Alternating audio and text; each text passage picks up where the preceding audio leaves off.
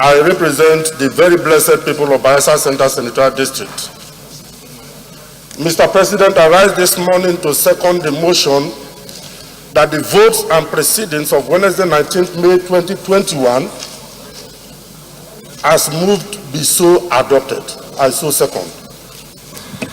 Distinguished colleagues, those in favor of the motion that the votes and proceedings of Wednesday, 19th May 2021 be approved, say aye. Those against, say nay. The ayes have it. The votes and proceedings of Wednesday, 19th May 2021 is hereby approved.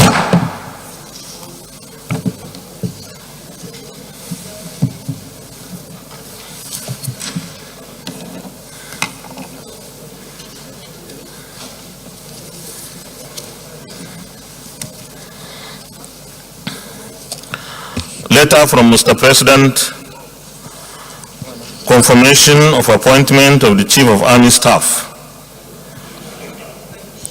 Dear Distinguished Senate President, in compliance with provisions of Section 18, Subsection 1 of the Armed Forces Act, Cap A20, Laws of the Federation of Nigeria 2004, I hereby forward for confirmation by the Senate the appointment of Major General Farouk Yahya as the Chief of Army Staff of the Armed Forces of the Federal Republic of Nigeria. His CV is herewith attached. It is my hope that the Senate will consider and confirm the nominee in the usual expeditious manner. Please accept, Distinguished Senate President, the assurances of my highest consideration. Yours sincerely, Muhammadu Buhari.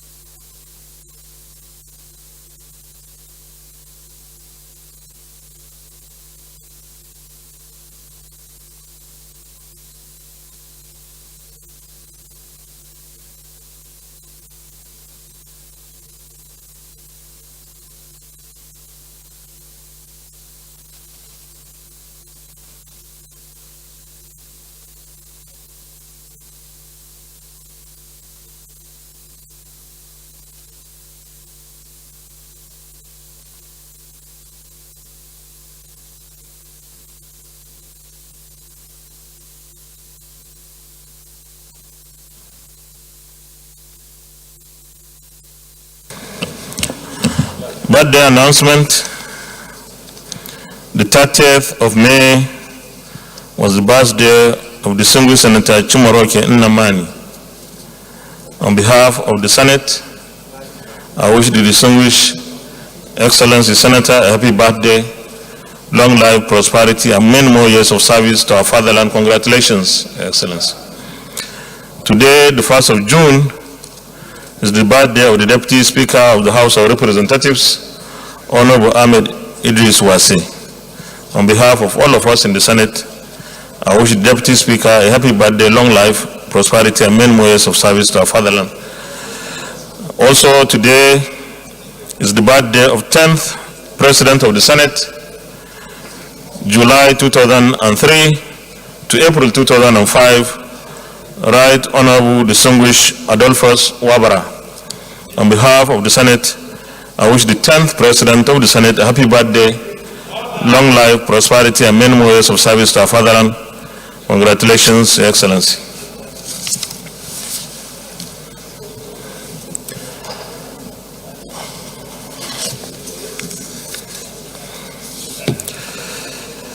Announcement. Your Excellency, the President of the Senate, invitation to a two-day national public hearing. The Chairman and members of the Senate Committee on the Review of the 1999 Constitution cordially invite the leadership of the Senate and distinguished senators to a two-day national public hearing on proposals to alter the provisions of the Constitution of the Federal Republic of Nigeria 1999, scheduled to hold from Thursday 3rd to Friday 4th June 2021 at the Africa Hall of the International Conference Center, Abuja. Distinguished senators should endeavor to attend.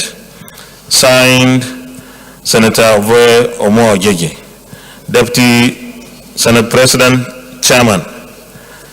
At this point, let me also congratulate the members of the Constitutional Review of the Senate Committee of the Senate who had conducted the public hearings across the country, and in fact, the report we received has shown that in all the centers, the public hearings were quite successful. I want to also appeal to Nigerians to take the opportunity of the national public hearing that will take place from Thursday. This is an effort that the National Assembly, particularly the Senate, is seriously attached to. We believed that we must do whatever is necessary to provide a platform for Nigerians to air their views, give their positions, and canvas for whatever they feel will make our country better and make governance more efficient and more successful. We have, like I said before, no preconceived positions on anything. And therefore, this is for our citizens to take the opportunity. Thank you very much. Petitions.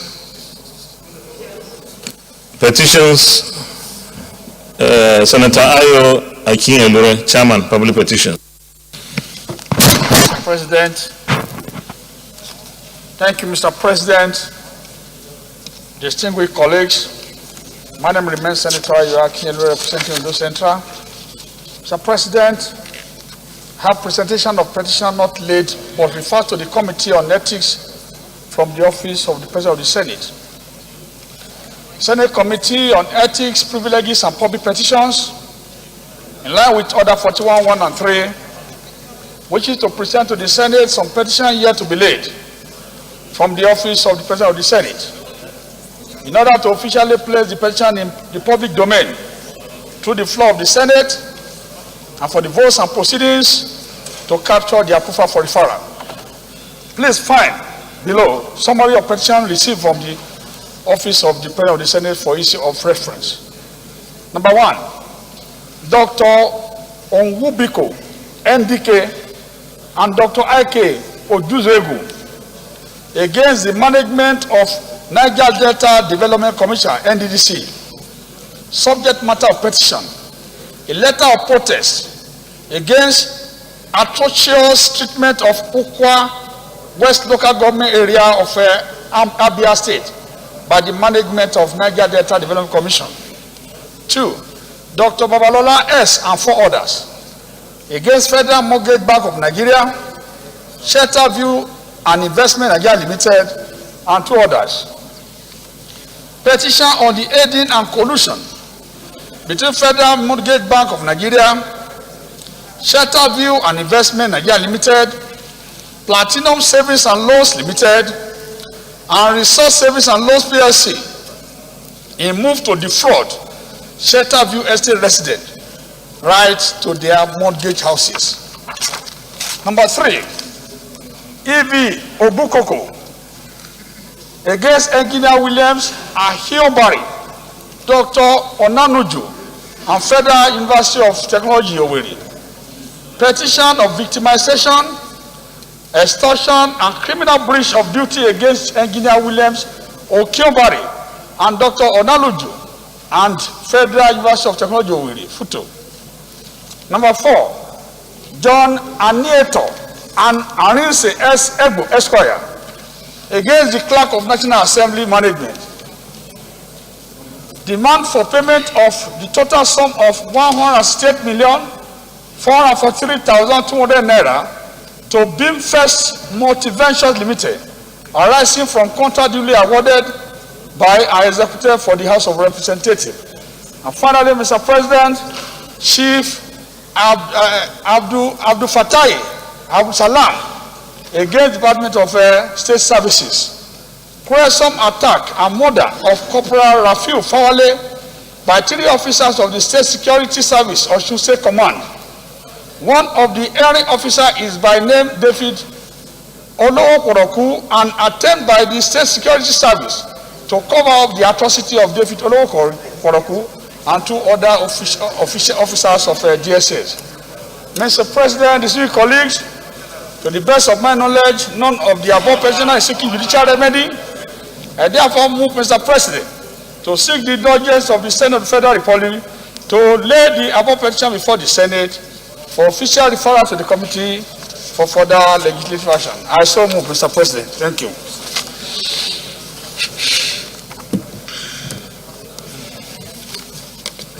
Is any of the petitioners seeking any judicial remedy?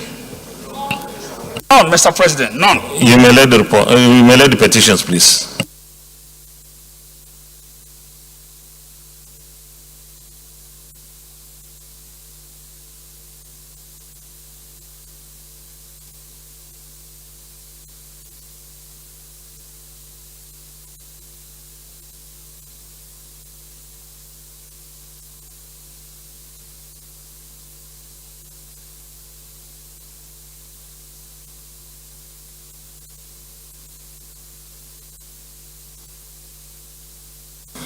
The petitions are referred to the Senate Committee on Ethics, Privileges, and Public Petitions to report back within 4 weeks. The DSP. Thank you, Mr. President. Senator Ovi Omo Agege. I represent Delta Central Senatorial District. Mr. President, I come under Section 43.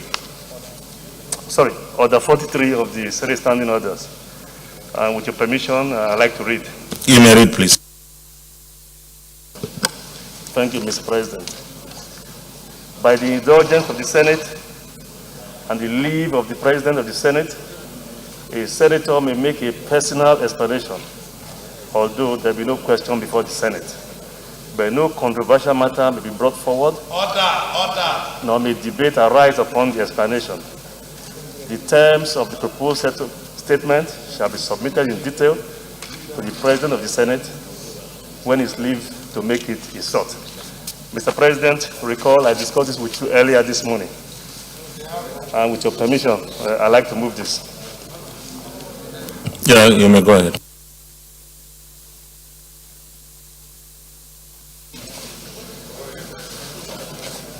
I rise to notify the Senate of the gruesome, barbaric, and the dastardly murder of Alhaji Ahmed Gulak on the 30th day of May 2021 while on a national assignment on behalf of the Senate Committee on Constitutional Review, where he had served as one of the consultants posted to the Owerri Center in the southeast. Mr. President, Alhaji Ahmed Gulak had been the Speaker of the Adamawa State House of Assembly. He had served as an advisor to the former President Gulak, Jonathan. He's a political advisor. And more important than that, Mr. President, he was a lawyer, a very brilliant lawyer at that. And frankly, it was in that capacity and given his relationship with me as the chairman of the Committee on Constitutional Review that I recommended and approved his engagement as one of the few brilliant eggheads that we hired to assist the committee in carrying out this assignment. Mr. President, beyond that, he was also the leader of the APC in Adamawa North, in Adamawa State. Mr. President, he was a detribalized and a peace-loving Nigerian, a very, very honest man, a man who believed in one Nigeria. Mr. President, we members of the committee, we are shattered by his demise. We believe that this is one death too many, and for sure, it is most unfair for this very brilliant life to have been shot down, in his prime. Mr. President, we're not asking for too much. We want to urge, Mr. President, that we condemn these killings. Two, we urge that the security services, the police and the DSS most especially, should thoroughly investigate and bring to book all those, Mr. President, who plotted and carried out this assassination, Mr. President. Mr. President, we also request that we convey the condolences of the committee of the Senate Committee on the Constitutional Review and the entire Senate to the family, the government, and the people of Adamawa State. And finally, Mr. President, I urge that we be granted the privilege of a 2-minute silence. Thank you, Mr. President.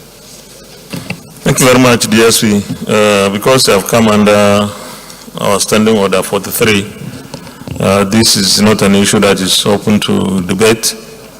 But let me also say that the late Honorable Ahmed Gulak was a very straightforward, very committed, dedicated citizen of this country, very distinguished politician who made tremendous contributions at both the state level in Adamawa State and the national level. The murder of this great son of Nigeria is something that our security agencies must unravel the murderers and in fact the people behind the murder itself. This is necessary in all the cases, in all the murders and assassinations that take place in our country in almost on a daily basis.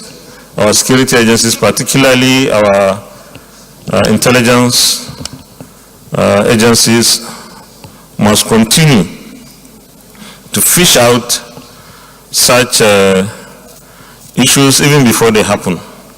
This is the essence of the intelligence that is supposed to be given to those who are in the system to nip in the bud where necessary, or when such incidents happen, that we're able to apprehend the people involved. With this, let me also join you in praying for the soul of late Ahmed Gulak, and also condole with his family, his his state, government, and the people of Nigeria. Let's observe a 1 minute silence.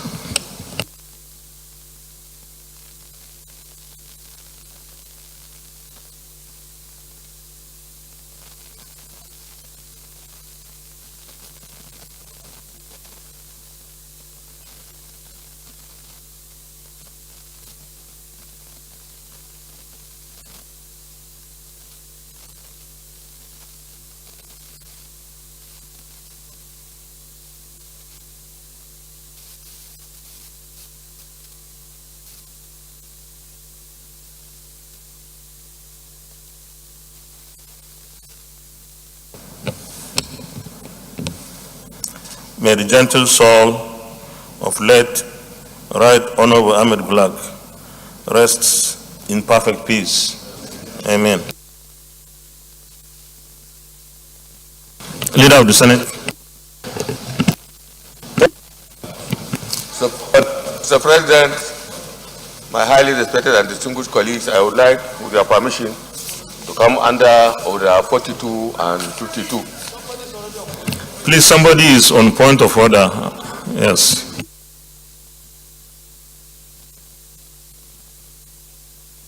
You may read.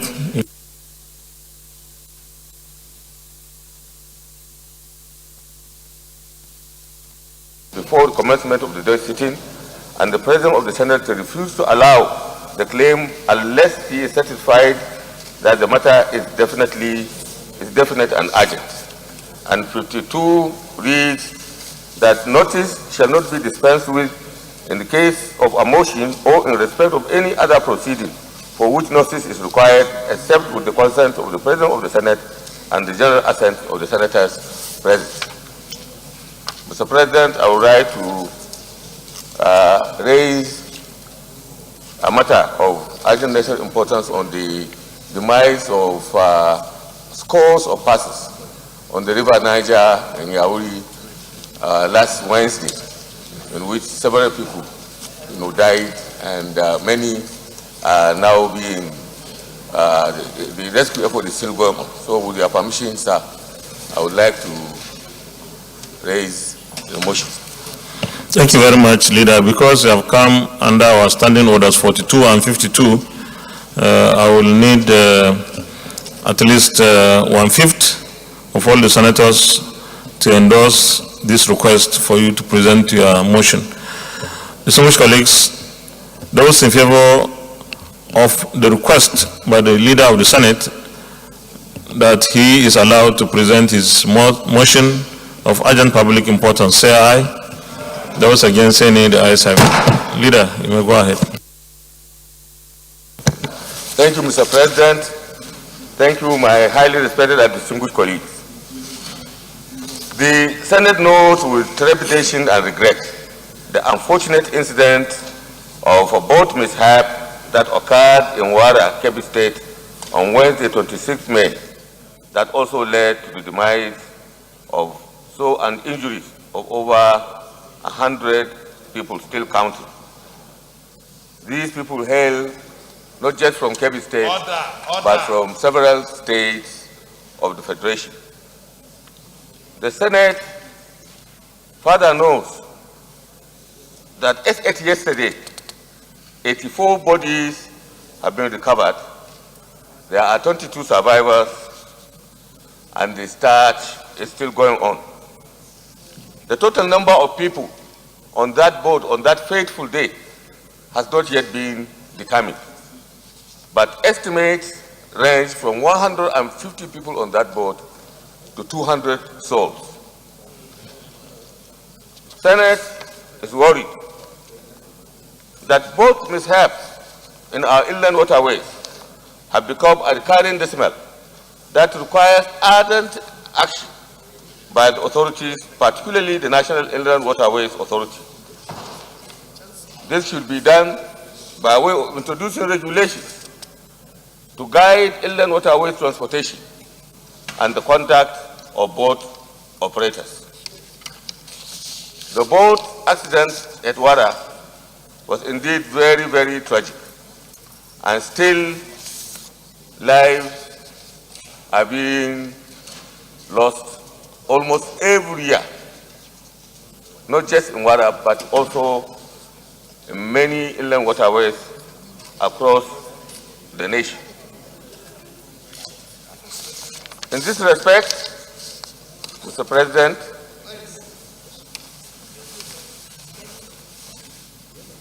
I wish to urge the Senate to first observe a minute silence prayer for the deceased and also for the quick recovery of the injured victims. We also pray that NEMA comes to the assistance of the victims with food and other forms of support to the bereaved families. Senate also appreciates the work and quick response of the National Inland Waterways Authority and also the Hydropower Producing Areas Development Commission, who sent officials to both sympathize and also assist in the recovery of some of the victims. Also pray for the Senate to send a strong delegation to sympathize with the Governor of Kebbi State, the Emir of Yauri, the Chairman in Gaski local government, where the accident actually happened, and the people of Kebbi State over the disaster that has afflicted the people. I also, with the Senate, to urge the National Inland Waterways to develop a standard protocol to regulate inland transportation and for rules that should guide boat operators in all our inland ports and also set up the necessary mechanisms to ensure the compliance with these regulations. I so move, Mr. President. Senator Mohamed Adamalero.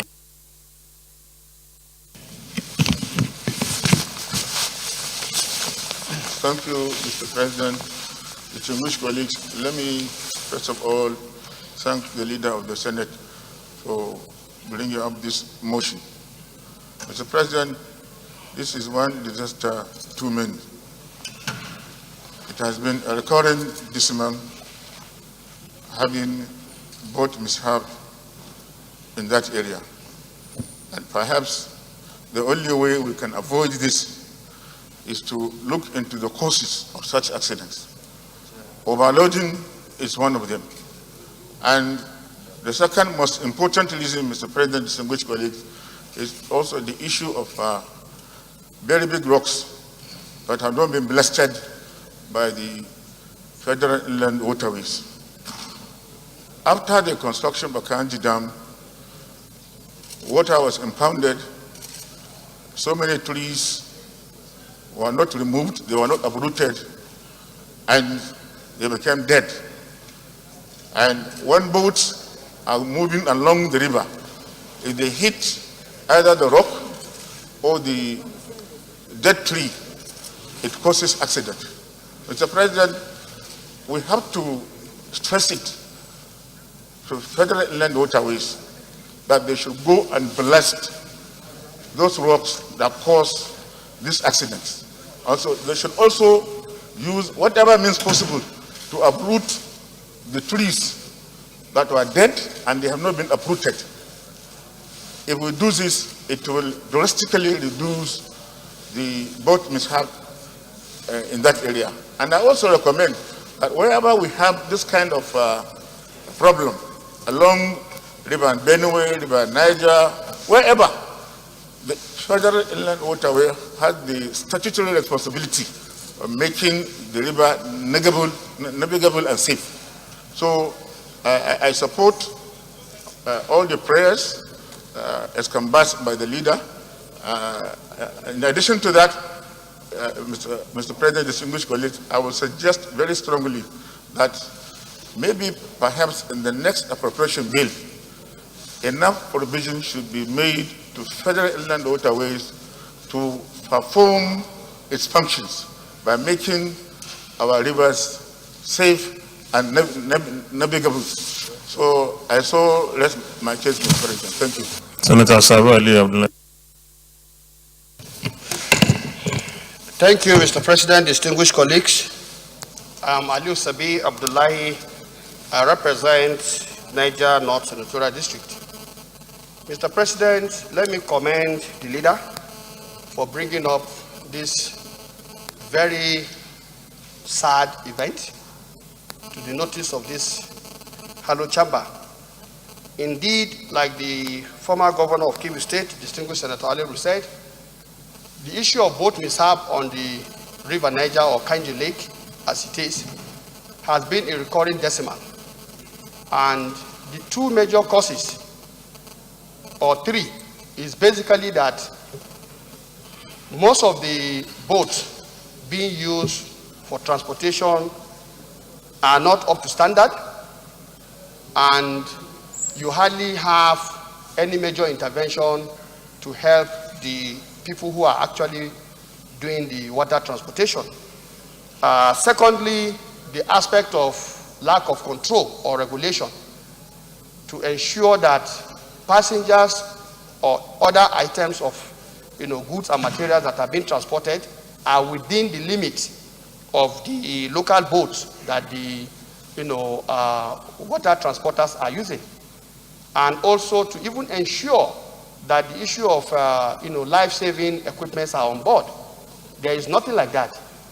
So what you see is just a crude water transportation system where, as we know it, whenever you want to travel across any boat you meet, you just hop in and you pray to God that you get to the other side safely.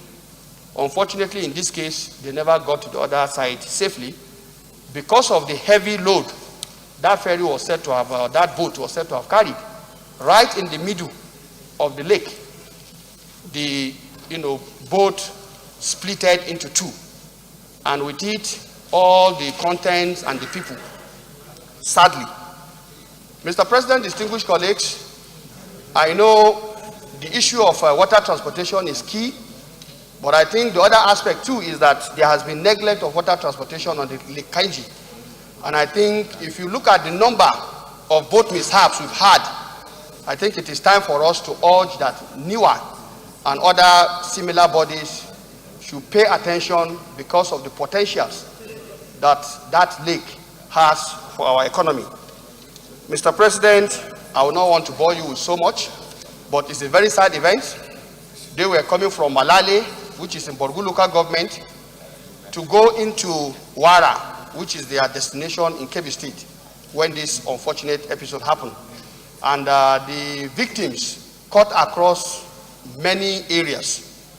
Like the leader said, we don't know the number, we don't even know the identity, but definitely they are our citizens from either our own side of Borgu, most of them from Wara, definitely, because from the information we had, many of them are from that area, and others from even other states, Zamfara, Kebbi, Sokoto, all over, because of what they do on the River Niger.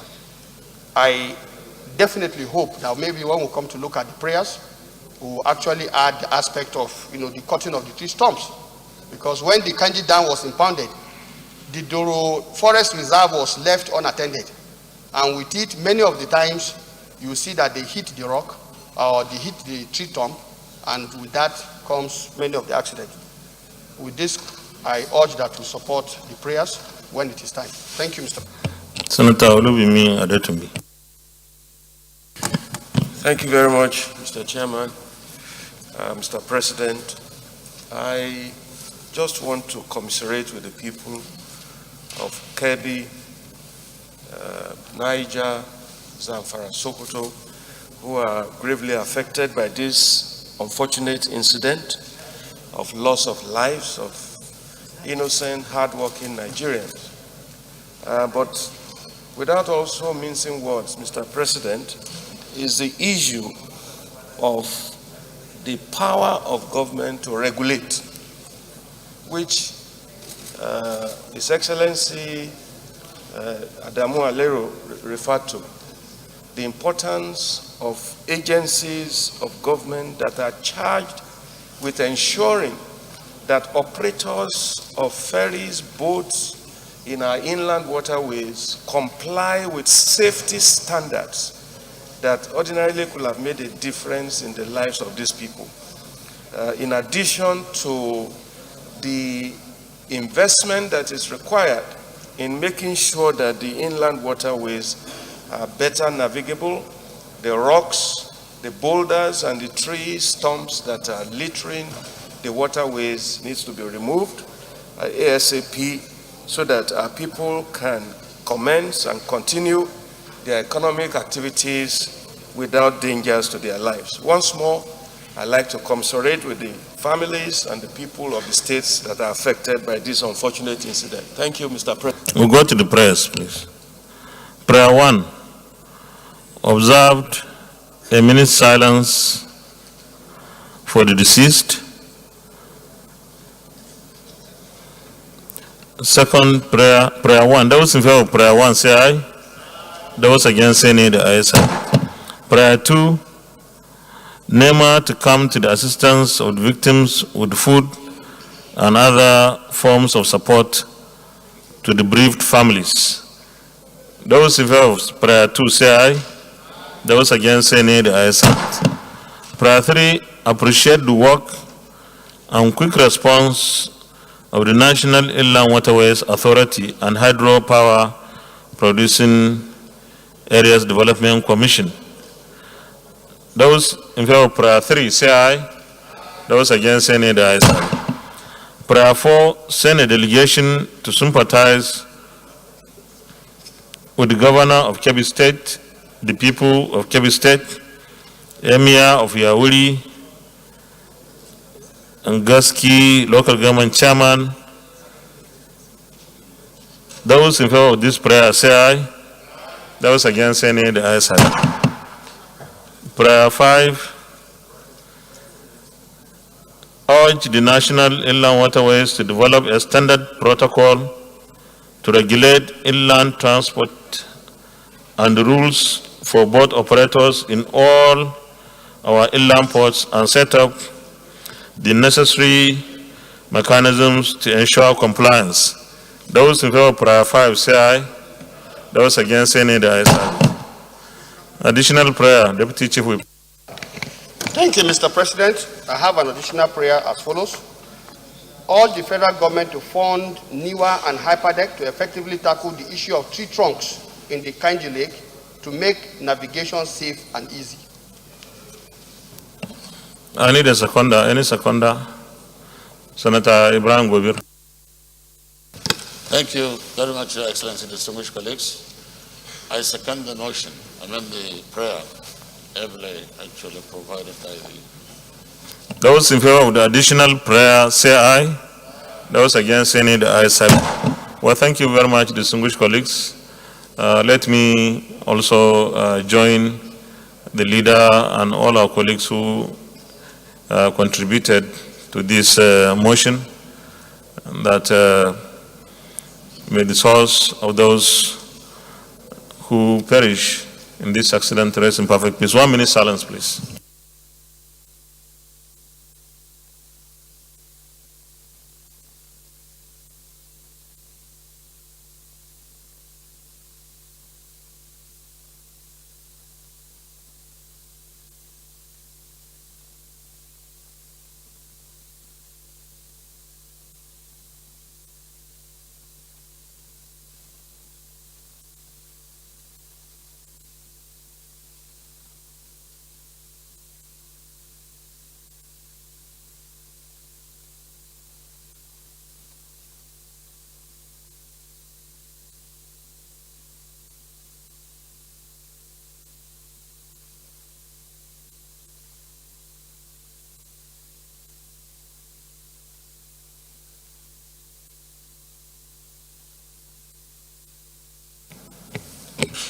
May the souls of our departed compatriots rest in perfect peace.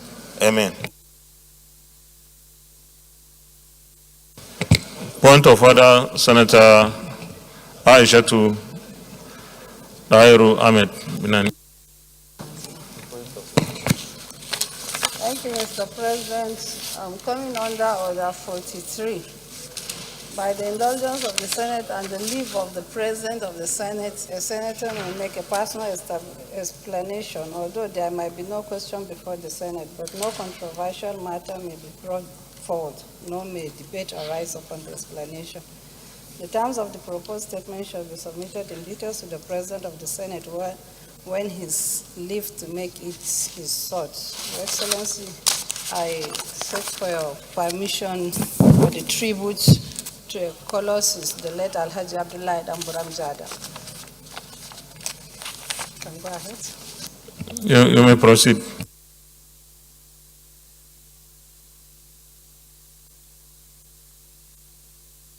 Abdullahi Jada, 1924 to 2021. Mr. President, distinguished colleagues, barely a week ago in the early hours of 24th of May 2021, our country lost an illustrious citizen, a first-generation politician of the First Republic, a member of the defunct Northern Nigerian Parliament, a minister in the cabinet of Sir Ahmed Bello, the Sardauna of Sokoto, a former district head of Jada in Adamawa State, a former federal commissioner, a former Chancellor and Chairman Governing Council of 3 federal government universities, a pioneer chairman of Northeastern State Public Service Commission in 1967, etc. Alhaji Abdullahi Jada, may Allah subhanahu wa ta'ala grant him eternal rest. Mr. President, distinguished colleagues, the late elder statesman was the last surviving politician in the cabinet of Sir Ahmed Bello Sardauna of Sokoto in the whole of now 19 states of what was northern Nigeria. He died at the age of 97 years. Alhaji Jada, as he was fondly called, witnessed massive changes in our country and served many governments up to the late 1980s. He was appointed district head of Jada in 1955, and the following year, in 1956, he contested and won election into Northern Regional House of Assembly under the platform of the Northern People's Congress, MPC. At that time, traditional rulers were allowed to participate in party politics. In the parliament, he was noted as one of the most intelligent debaters in the House. His talent, political astuteness, coupled with his academic qualifications, stands him out very clearly. The Sardauna summoned him to Kaduna from Jada through the Lamido of Adama and appointed him minister. In 1980s, he was asked about his appointment as a minister. He said, and I quote, "I was simply offered that post. I was not looking for it. I did not even know there was such a plan." His portfolio as a cabinet minister of animal health and Northern Cameroon affairs provided him a good opportunity and rare privilege to address challenges facing Northern Nigeria and potential conflict issues. I will just mention 2. Firstly, he mapped out plan of action and strategy of workable relationship between herders and farmers and never allowed things to go out of hand that could result into a conflict. Secondly, he addressed Northern Cameroon affairs, which was then part of United Nations Trust territory being administered by Britain to become part and parcel of Northern Nigeria. This was a huge task as there were very strong forces opposed to it. In that capacity, he addressed the United Nations very strongly. On the subject, arguing that for reason of history, geography, and cultural ties, the people of Northern Nigeria and Northern Cameroon are one and the same, divided only by the colonial powers. When eventually the plebiscite of 1961 was conducted, Northern Cameroon decided to be part of Northern Nigeria. Thereafter, he continued to play a crucial role in cementing cordial relationship between Nigeria and Cameroon under President Ahmed Wahijo. The late Jada was passionate about equity, fairness, and justice to all people. He worked very closely with late Yusuf Maitamasile, Masanin Kano, and the late Abubakar Imam to enthrone the culture of transparency and incorruptibility, which they imbibed while serving in Sardauna's government. While serving as the Pro-Chancellor and Chairman Governing Board of Bayero University, Kano, it is said that Jada refused to approve the employment of an uncodified relation of his in the university, thereby confirming his firm belief in merit, fight against unethical tendencies, corruption, and nepotism. Also, upon his invitation by General Murtala Mohammed in 1975 to serve as a public complaint commissioner in the Northeast state, now 6th state of Northeast geopolitical zone, in 1975, he carved an image of moral cross there and a legendary anti-corruption icon. Mr. President, distinguished colleagues, it is for these and many more that time will not permit me to enumerate that I humbly urge this distinguished House to rise and stand for a minute silence in memory and honor of this rare Nigerian, a man of honor and integrity who served our dear country with dignity, and pray to Almighty Allah to grant him al-Jannatul Firdaus. Thank you very much.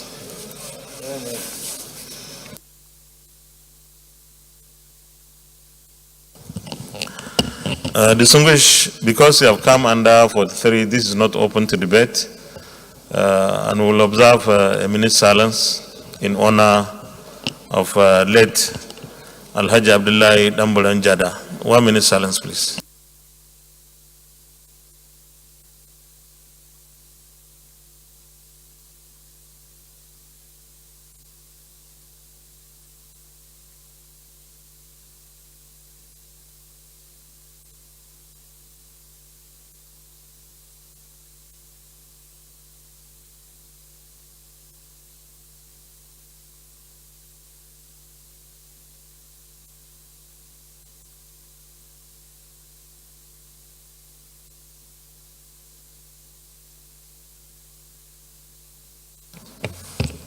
May the soul of late Alhaji Abdullahi Jada rest in perfect peace. Amen.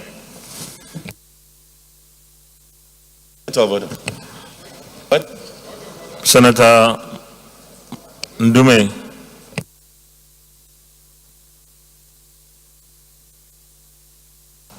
Thank you, Mr. President, distinguished colleagues. I still want to come under Order 43 after discussing with you as required. I don't know whether it's necessary to read it again. Well, you may read it, you may not. If you choose not to read it, it's okay. We all understand what Order 43 is. It's personal explanation. So you can skip it. You can skip the reading since you have mentioned the order. But if you want to read it, you may proceed.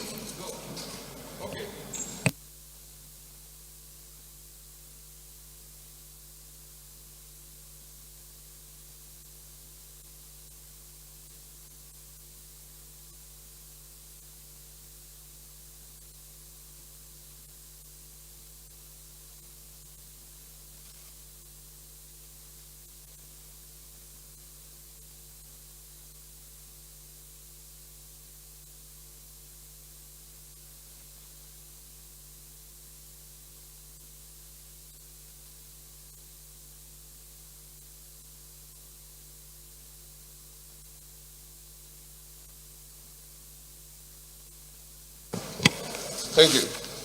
You may proceed, please.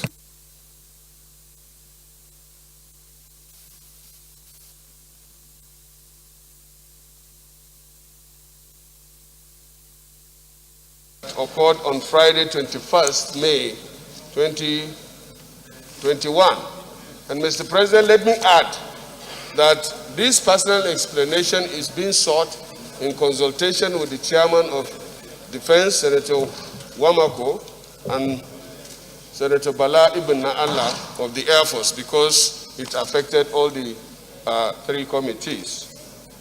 Mr. President, the Senate expressed shock over the death of the nation's 21st Chief of Army Staff, Lieutenant General Ibrahim Attahiru, and 10 others in a plane crash in Kaduna on the 21st May 2021. The Senate condoles with the Commander-in-Chief, President Muhammad Buhari, the families of the deceased, the Nigerian Armed Forces, and Nigerians in general over the unfortunate incident, and that their death will not be in vain, as they died in line of duty and in the service of our fatherland.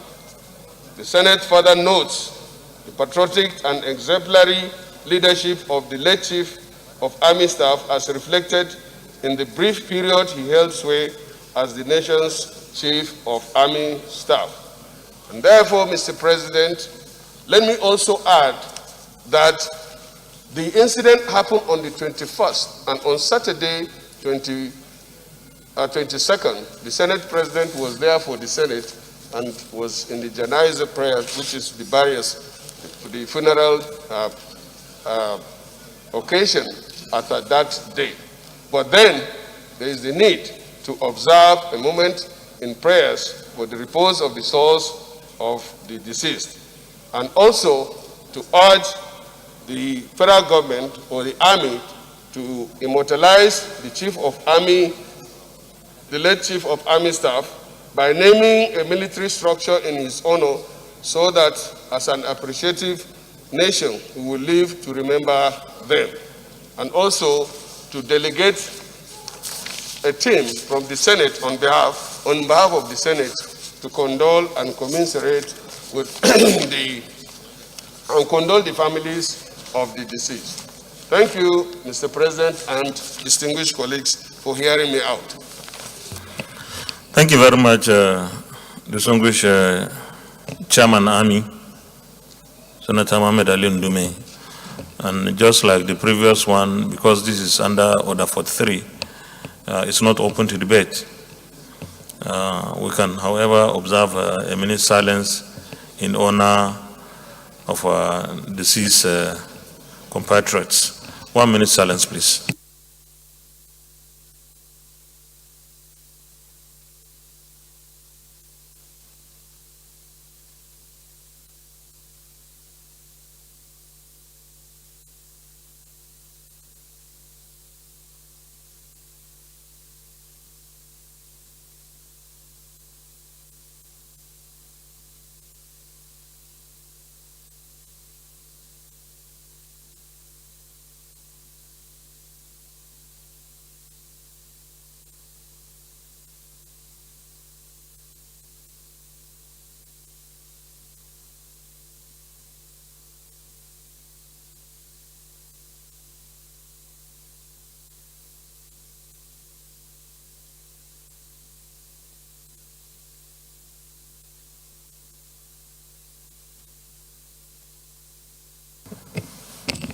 May the souls of late 21st Chief of Army Staff, Lieutenant General Ibrahim Atahiru, and 10 others rest in perfect peace.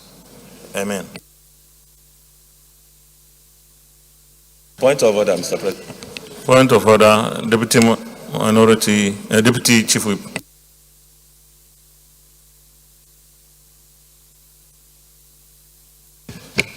I'm Aliu Sabi Abdullahi. I represent Niger North Senatorial District. Mr. President, I want to come under Order 43, personal explanation.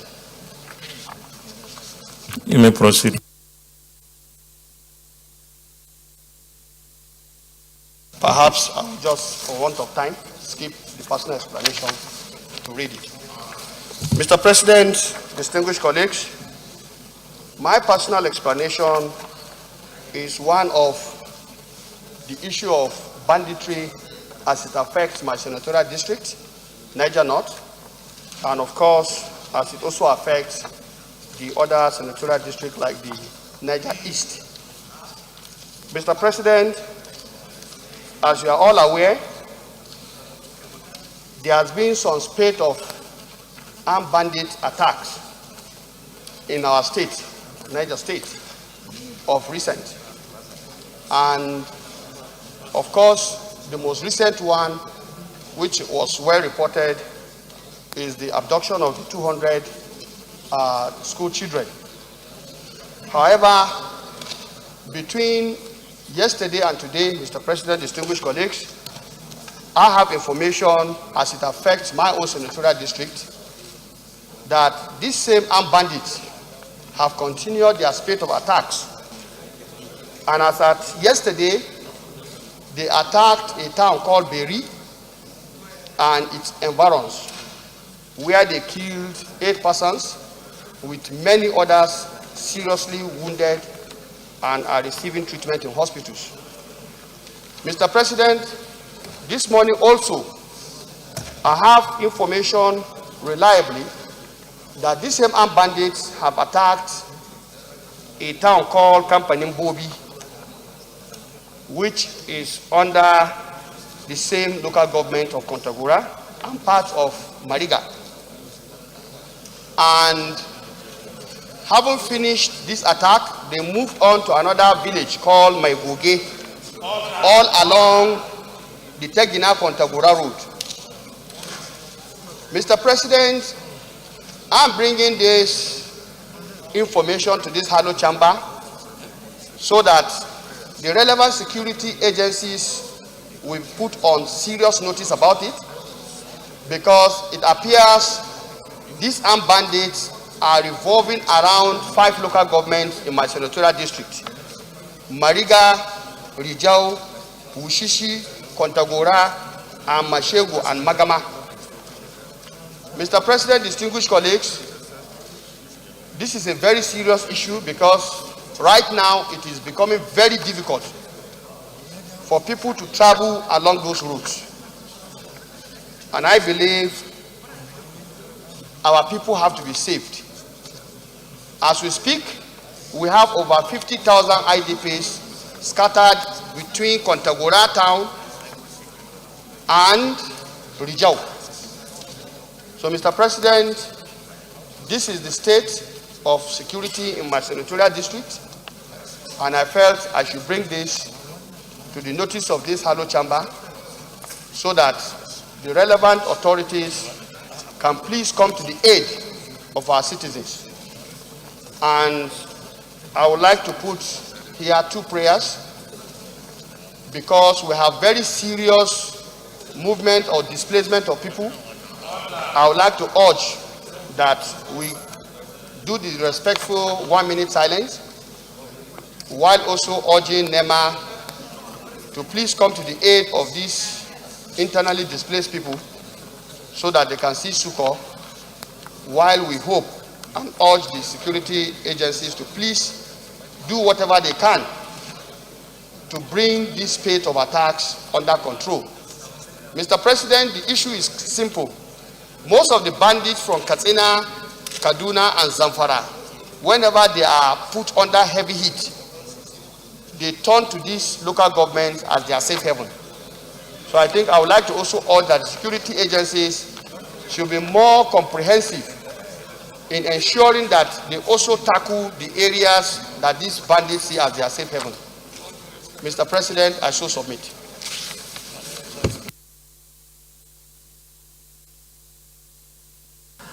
So you are asking for?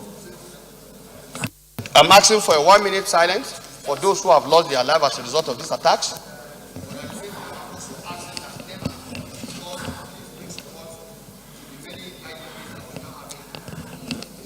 Well, because you have come under Order 43, we can observe the 1-minute silence. Thank you. 1-minute silence.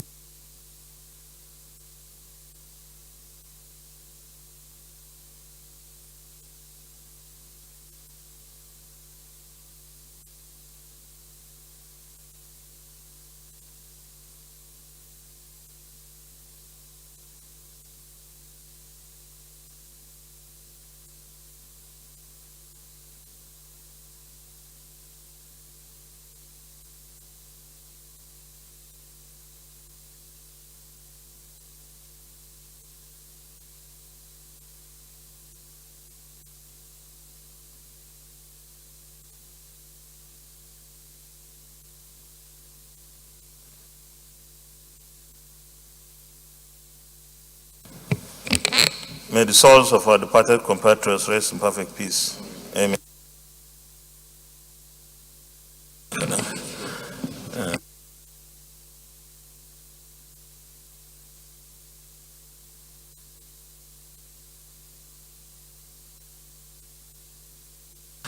Distinguished colleagues, before I call the leader, let me observe that we have observed about 6 1-minute silences, and most of it was to pray for the repose of the souls of Nigerians who were murdered or killed by criminals. It is very, very important that we step up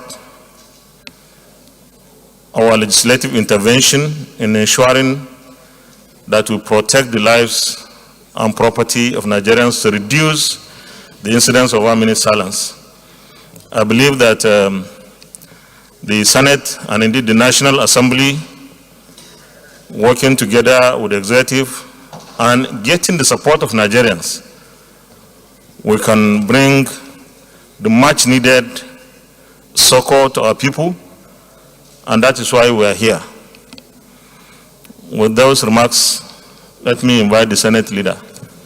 Oh, Senator Ebukula Amosu. Sorry. Mr. President, I rise under 42 and 52, and with your kind permission, I want to... You may go ahead.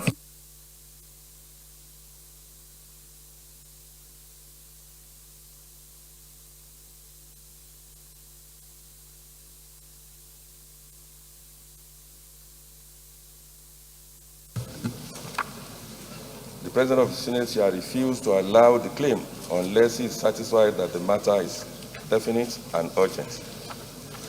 And Order 52, Mr. President, distinguished colleagues, notice shall not be dispensed with in the case of a motion or in respect of any proceedings for which notice is required except with the consent of the President of the Senate and the general assent of the Senator's President. Mr. President, I discussed this with you. It has to do with the rising cases of gas-related explosion and incidences in Ogun State. In the last maybe 2 weeks, we have lost about 8. I was even told that 2 of those that was in the hospital died as well, so taking the number to 10.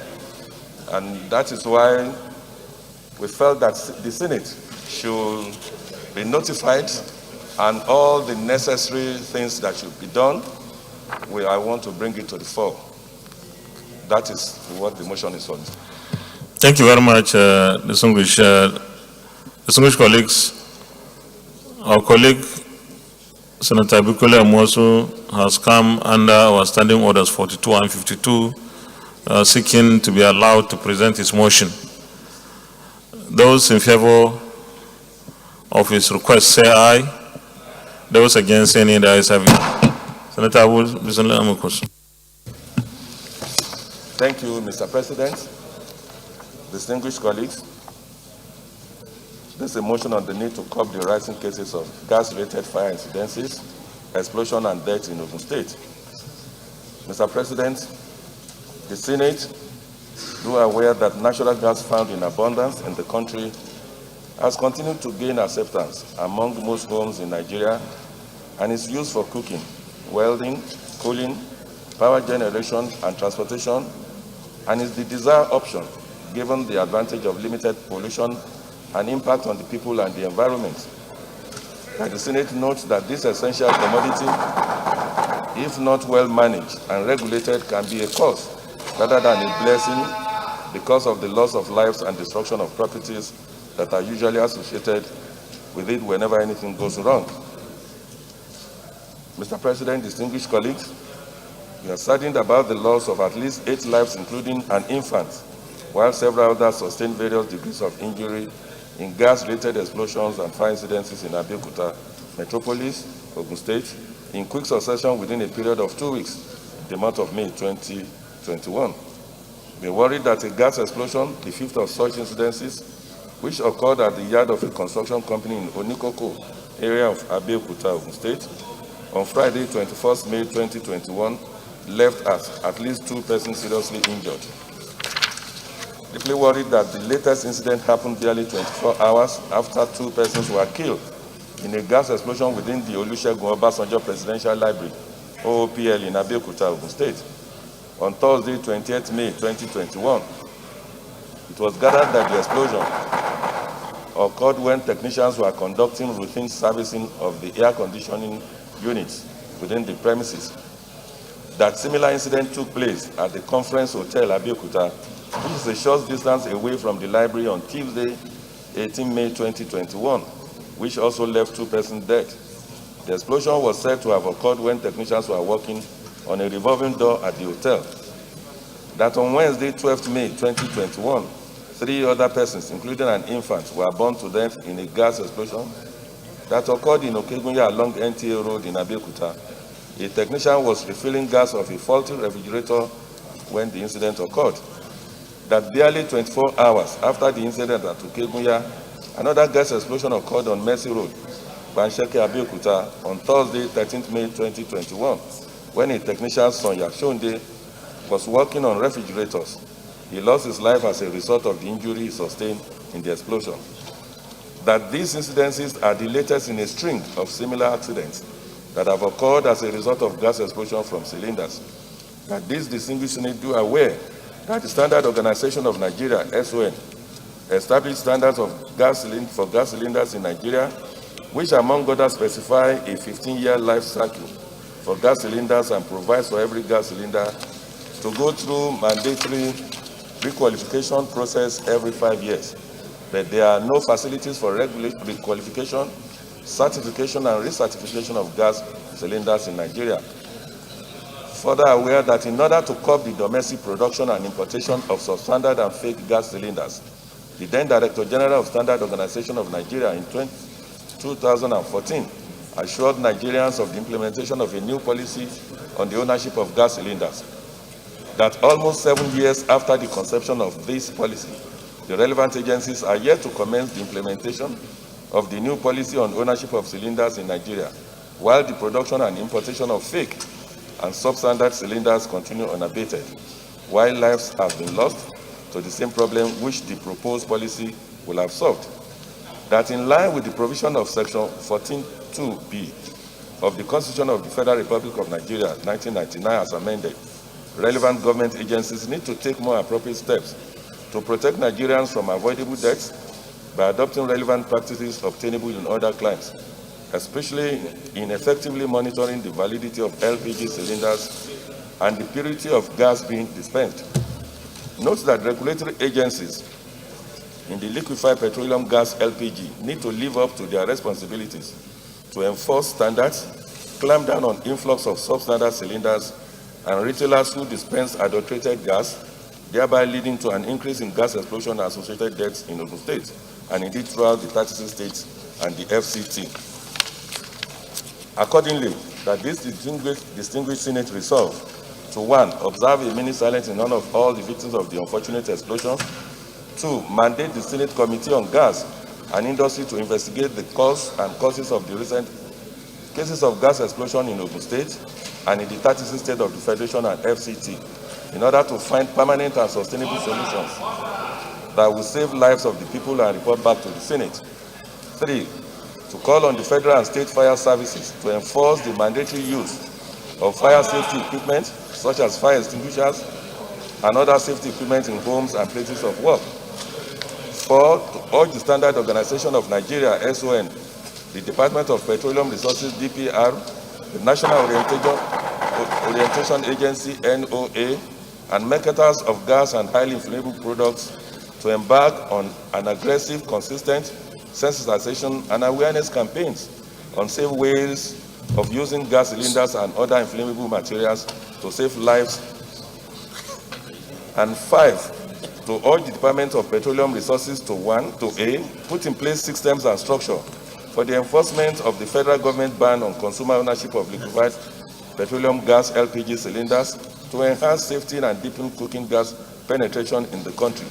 And finally, to step up the clamping down on illegal roadside retailers of liquefied petroleum gas LPG who either operate without a valid license or who operate within residential areas, or licensed plants who lack basic and standard minimum requirements like fire extinguishers and detectors, water sprinkler, temperature gauge, pressure and volume measuring equipment, among others. I so move, Mr. President.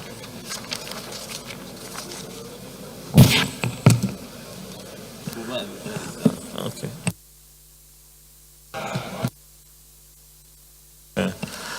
Please, I need someone to second the motion, and then we go to the prayers. Senator Olubimi Adetumbi. Thank you, Mr. President. First, I'd like to congratulate the mover of this motion on this very, very important observation on safety standards of gas utilization in the country.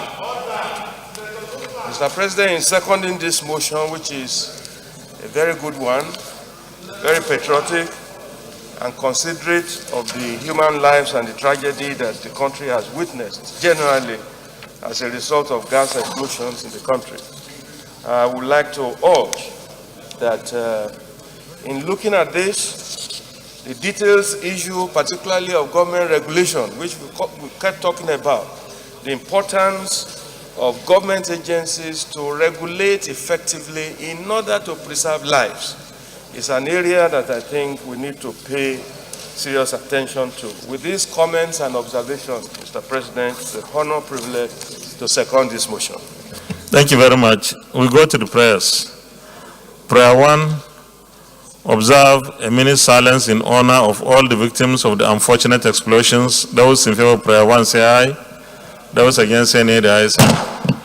Prayer 2, mandate the Senate committees on gas and industries to investigate the cause or causes of the recent cases of gas explosions in Ogun State and in the 36 states of the Federation and the FCT in order to find permanent and sustainable solutions that will save the lives of the people and report back to the Senate. If you say Ogun State, can we say and the 35 states of the Federation and the FCT? Can we say that? Yes, actually it should be 35 because Ogun State is part of it. Okay. So those in favor of prayer 2 as amended, say aye. Those against, say nay, the ayes have it. Chief Whip, please, the chamber is... please, that man holding file. Please. Prayer 3. Call on the federal and state fire services to enforce the mandatory use of fire safety equipment, such as fire extinguishers and other safety equipment in homes and places of work. Those in favor of prayer 3 say aye. Those against say nay, the ayes have it. Prayer 4.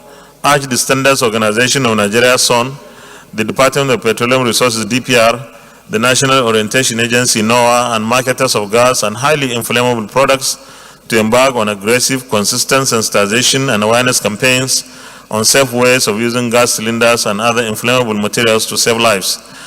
Those in favor of prayer 4 say aye. Those against say nay, the ayes have it. Prayer 5. Urge the Department of Petroleum Resources, DPR, to A, put in place systems and structures for the enforcement of the federal government's ban on consumer ownership of liquefied petroleum gas, LPG cylinders, to enhance safety and deepen cooking gas penetration in the country.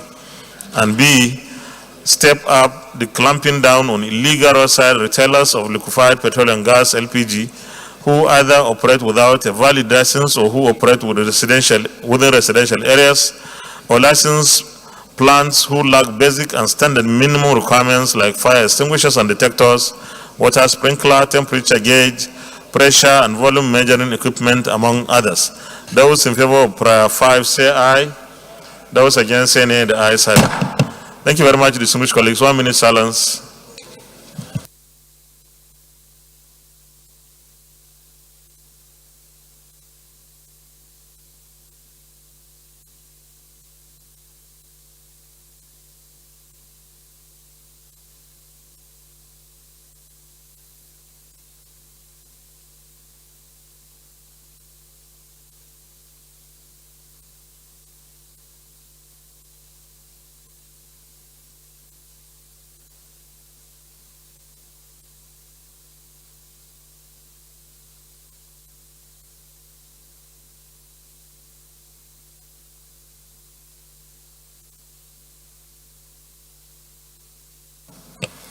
May the souls of our departed compatriots who were involved in the unfortunate explosions rest in perfect peace. Amen. Leader of the Senate.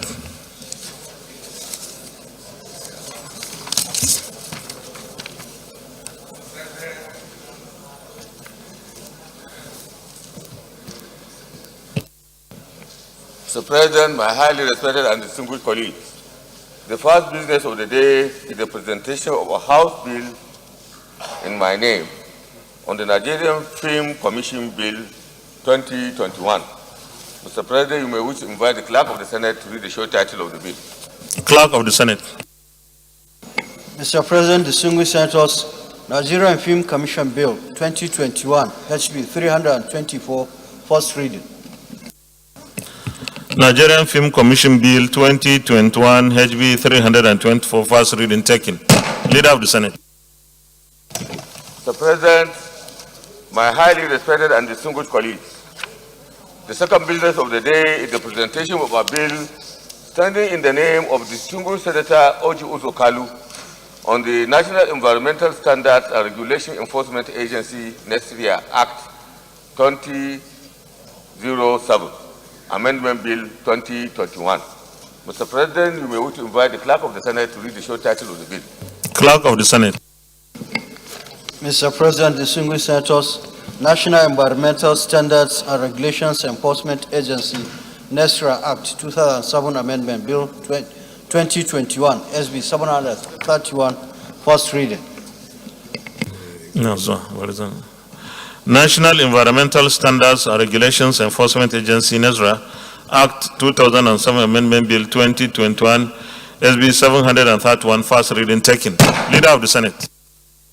Mr. President, my highly respected and distinguished colleagues, the third business of the day is the presentation of a bill standing in the name of distinguished Senator Muhammad Ali Ndume on the Federal College of Agriculture, Shani, Borno State Establishment Bill 2021. Mr. President, you may wish to invite the Clerk of the Senate to read the short title of the bill.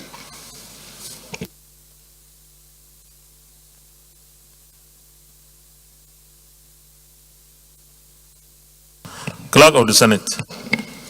Mr. President, distinguished senators, Federal College of Agriculture, Shani, Borno State Establishment Bill 2021, SB 723, first reading. Federal College of Agriculture, Shani, Borno State Establishment Bill 2021, SB 732, first reading taken. Leader of the Senate. Mr. President, my highly respected and distinguished colleagues, the fourth business of the day is the presentation of a bill standing in the name of distinguished Senator Peter Nwoboshi on the Federal University of Agriculture and Technology, ABO, Establishment Bill 2021. Mr. President, you may wish to invite the Clerk of the Senate to read the short title of the bill. Clerk of the Senate. Mr. President, distinguished senators, Federal University of Agriculture and Technology, ABO, Establishment Bill 2021, SB 733, first reading. Federal University of Agriculture and Technology, ABO, Establishment Bill 2021, SB 733, first reading taken. Leader of the Senate. Mr. President, my highly respected and distinguished colleagues, the fifth business of the day is the presentation of a bill standing in the name of distinguished Senator Stephen Adi Ode on the National Pediatric Center, Yala, Cross River State Establishment Bill 2021. Mr. President, you may wish to invite the Clerk of the Senate to read the short title of the bill. Clerk of the Senate. Mr. President, distinguished senators, National Pediatric Center, Yala, Cross River State Establishment Bill 2021, SB 734, first reading. National Pediatric Center, Ayala, Cross River State Establishment Bill 2021, SB 734, first reading taken. Leader of the Senate. Mr. President, my highly respected and distinguished colleagues, the first order of the day is a motion requesting the Senate to consider the request of Mr. President Commander-in-Chief for the confirmation of the nomination of Mr. Kolawole Oladipupo Alabi for appointment as the Executive Commissioner, Federal Competition and Consumer Protection Commission, in accordance with Section 5, Subsection 1 of the Federal Competition and Consumer Protection Commission Act 2018. Mr. President, distinguished colleagues, the purpose of this motion on the order paper is for the request of Mr. President Commander-in-Chief to be referred to the relevant committee for further legislative action. I therefore move that the Senate do consider the request of Mr. President Commander-in-Chief for the confirmation of the nomination of Mr. Kolawole Oladipupo Alabi for appointment on the Executive Commissioner, Federal Competition and Consumer Protection Council. I so move. Minority Leader. Thank you, Mr. President. I so second. Distinguished colleagues, those in favor of the motion that the Senate do consider the request of Mr. President CNC for the confirmation of Mr. Kolawale Oladipopo Pupo Alabi for appointment as the Executive Commissioner, Federal Competition and Consumer Protection, say aye. Those against say nay. The ayes have it. The request of Mr. President CNC is referred to the Committee on Trade and Investment for further legislative action to report back within 2 weeks. Leader of the Senate. Mr. President, the second order of the day is a motion standing in my name on the executive communication of Mr. President Commander-in-Chief of the approval of donor fund projects under the 2018 to 2020 Federal Government External Borrowing Rolling Plan. Distinguished Senators will recall that the request of Mr. President Commander-in-Chief was read on Thursday, 28 November 2019. Mr. President, with your permission, I will wish to move for the request to be referred to the relevant committee for further legislative action, and I so move. Minority Leader. Thank you, Mr. President. I so second. Distinguished colleagues, those in favor of the request of Mr. President of the motion by the Senate Leader that the request of Mr. President CNC on the approval of donor fund projects under the 2018-2020 Federal Government External Borrowing Rolling Plan be approved, say aye. Those against say nay. The ayes have it. The request of Mr. President CNC is hereby referred to the Committee on Local and Foreign Debts to report back within 2 weeks. Leader of the Senate. Mr. President, my highly respected and distinguished colleagues, the third order of the day is a motion standing in my name on the executive communication of Mr. President on the implementation of the external borrowing of 2.343 trillion, that is about 6.186 billion US dollars in the 2021 Appropriation Act. The distinguished senator will recall that the request of Mr. President, Commander-in-Chief, was read on Thursday, 28 November 2019. Mr. President, with your permission, I wish to move that the request be referred to the relevant committee for further legislative action. Minority Leader.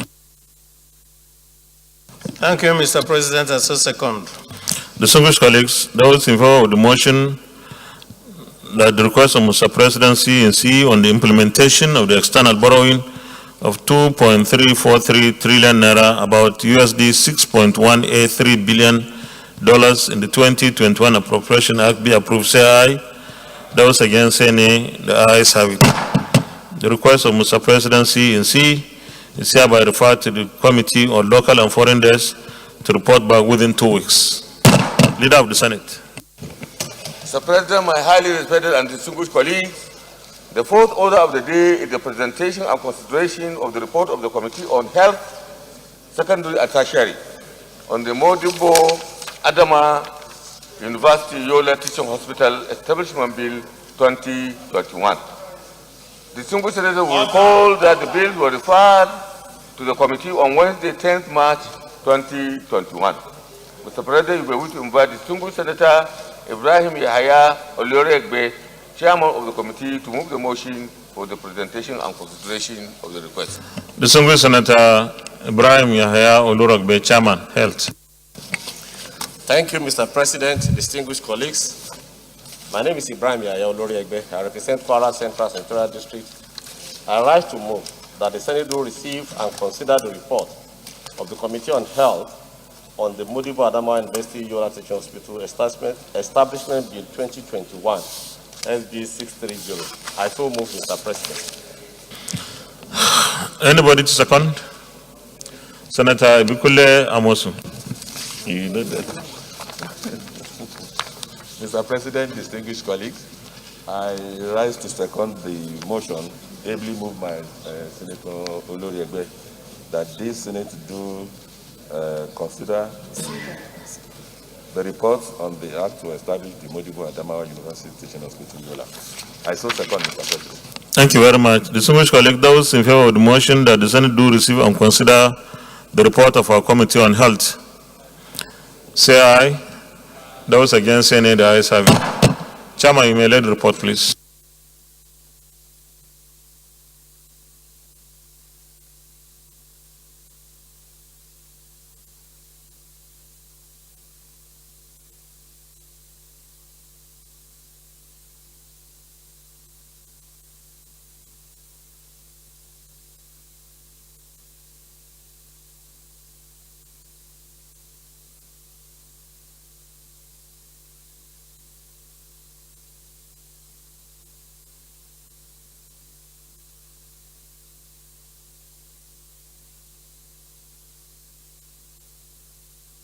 You may present the report, please.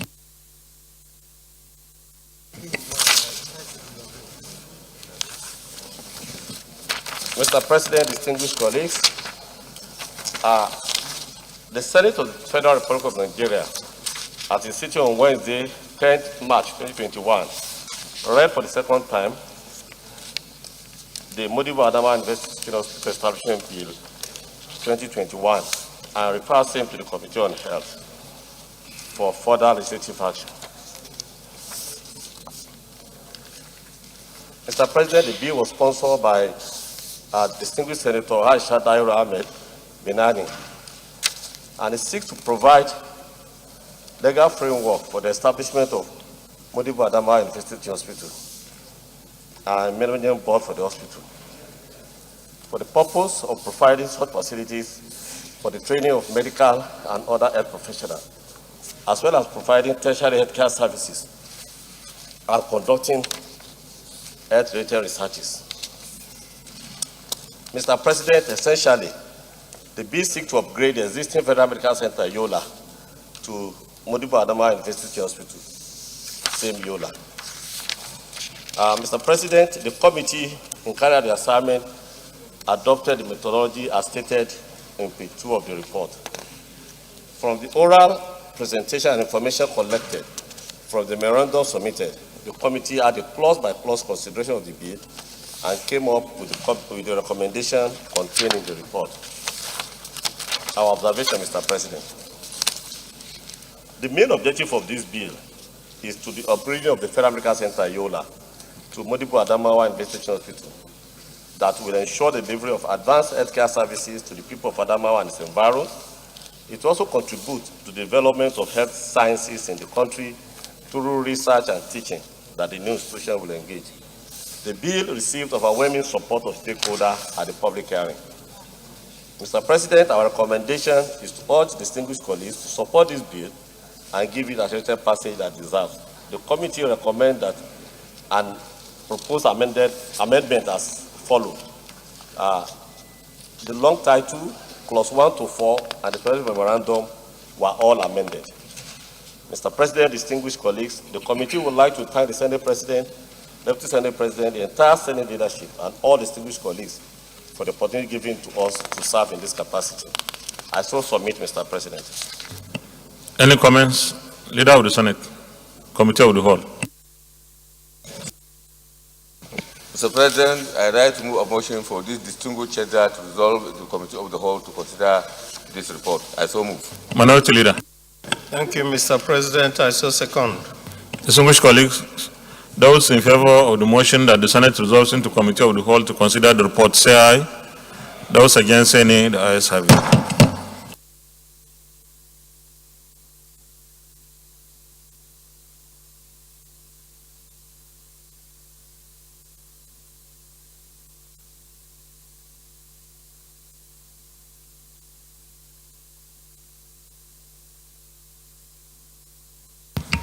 Distinguished colleagues, the bill has 4 clauses, all of them amended. So I will take one clause after the other. Those in favor that clause 1 stands part of the bill, say aye. Those against, say nay. The ayes have it. Clause 2. Those in favor that clause 2 stands part of the bill say aye. Those against say nay. The ayes have it. Clause 3. Those in favor that clause 3 stands part of the bill say aye.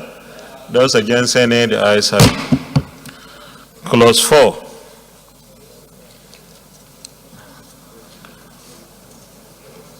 Those in favor that clause 4 stands part of the bill say aye. Those against say nay. The ayes have it. The explanatory memorandum. Those in favor that the explanatory memorandum stands part of the bill say aye. Those against say nay. The ayes have it.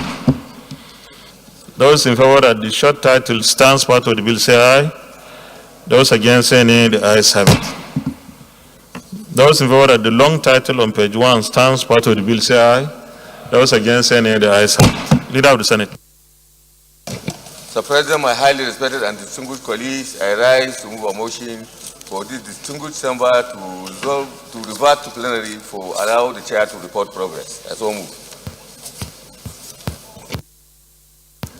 Minority Leader.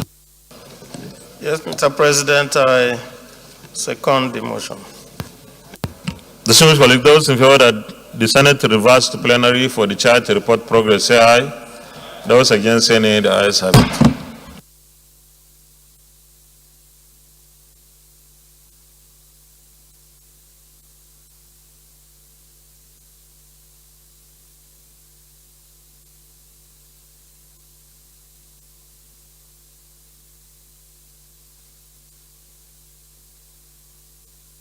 The Senate, in the Committee of the Whole, considered the report of the Committee on Health, Secondary and Tertiary on the Modibo Adama Yola Teaching Hospital Establishment Bill 2021 and approved as follows. Long title as recommended, clauses 1 to 3 as recommended, short title as recommended, and the explanatory memorandum as recommended. Is this a true reflection of what transpired in the Committee of the Whole? Thank you.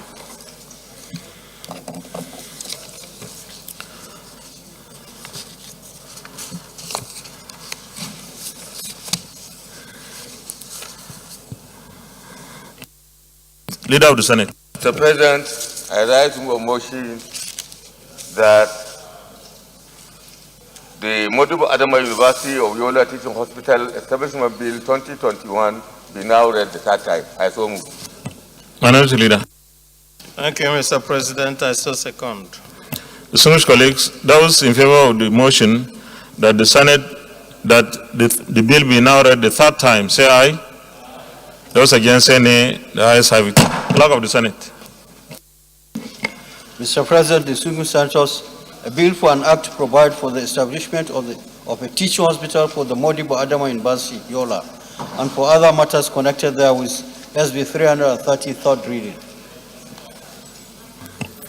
Distinguished colleagues, a bill for an act to provide for the establishment of a teaching hospital for the Modibo Adama University, Yola, and for other matters connected there with 2021 third reading, and the bill is passed. Congratulations. Leader of the Senate. Mr. President, my highly respected and distinguished colleagues, the fifth order of the day is the presentation and consideration of the report of the Committee on Tertiary Education and TED Fund on the Federal University of Technology, Ilaro, Ogun State Establishment Bill 2021. Distinguished senators will recall that the bill was referred to the committee on Thursday, 3rd December 2020. Mr. President, you may wish to invite distinguished Senator Sadiq Umar in place of the chairman of the committee, Ahmed, to do the motion for the presentation and consideration of the report. Well, Senator Ahmed is here. Of them, my sick leave, sir. I just managed to come. Sadiq is going to take it, sir. Thank you. Senator Sadiq Umar Suleiman. Thank you, Mr. President. I am Sadiq Suleiman Umar. I represent the good and decent people of Kwara North, and we all are. I rise to move that the Senate do receive and consider the report of the Committee on Tertiary Institutions and third form on the Federal University of Technology, Ilaro, Ogun State, Establishment Bill 2020 SB 84. I so move, Mr. President. I need a seconder. Distinguished Senator Akoya-Yakin.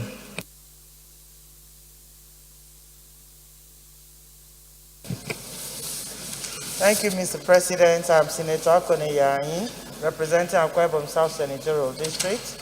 I second the motion, so moved. Thank you. Distinguished colleagues, those in favor of the motion that the Senate do receive and consider the report of our Committee on Tertiary Institutions and TED Fund, say aye. Those against, say nay. The ayes have it. You may lay the report.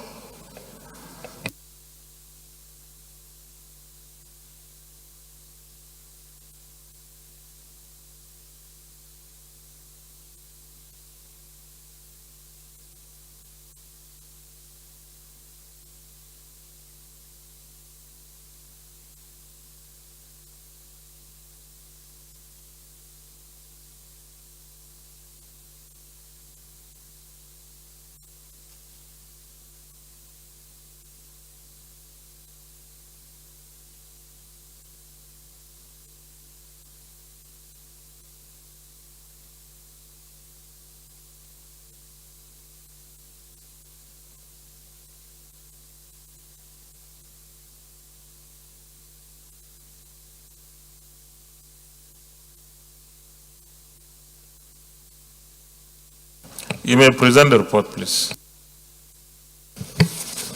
Thank you, Mr. President. My distinguished colleagues, I am Sadiq Sulaiman Umar. I rise to present the report of the Senate Committee on Tertiary Institution and Third Fund on a bill for an act to provide for the establishment of the Federal University of Technology, Ilaro, to make comprehensive provisions for its due management and administration. For other matters connected therewith, the Senate, at its plenary on Thursday, the 3rd of December 2020, debated on the general principle of the bill for an act to upgrade the Federal Polytechnic, Ilaro,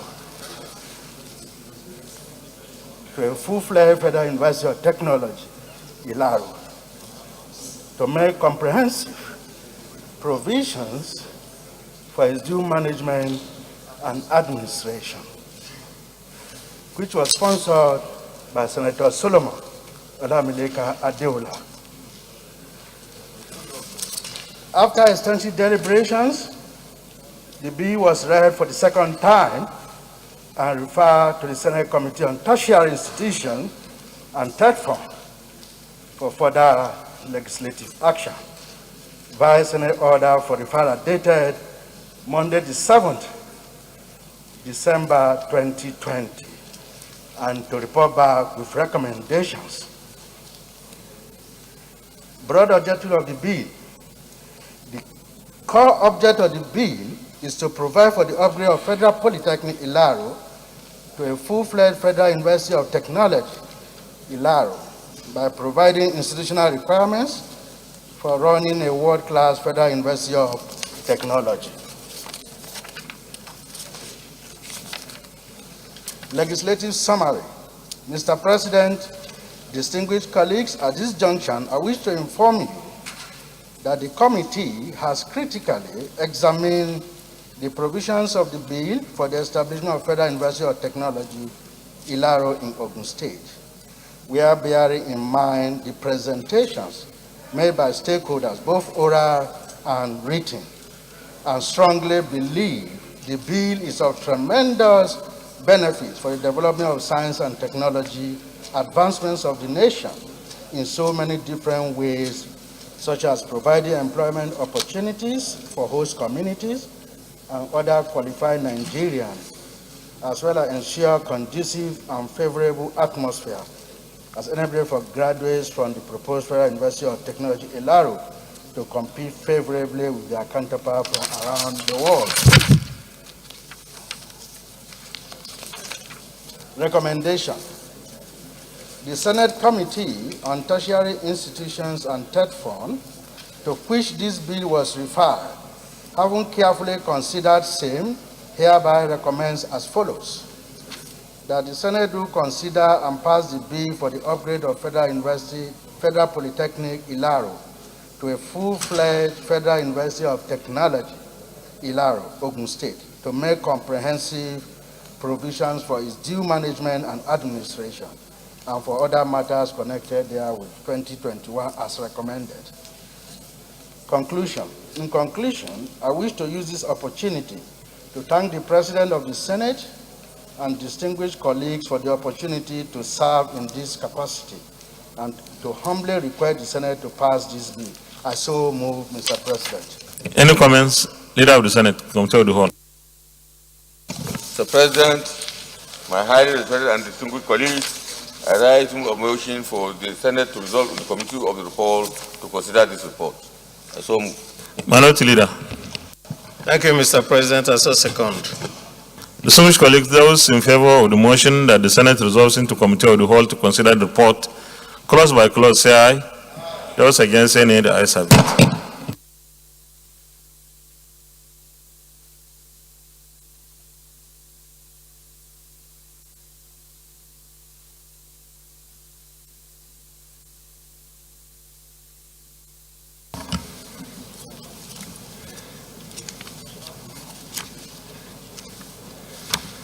Distinguished colleagues, this is supposed to be a straightforward bill establishing an institution. I've gone through the report. There is only one new thing introduced. It's a new insertion. And all the rest have been retained. Nothing new. So I will be a little bit fast. Those in favor that clauses 1 to 4 stand part of the bill, say aye. Those against, say nay. The ayes have it.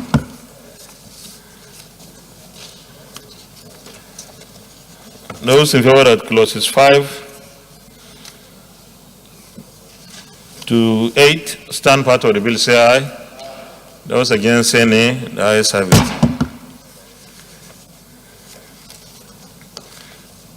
Those in favor that clauses 10 to 14 stand part of the bill, say aye.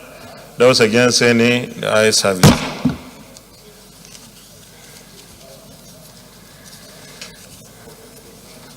Those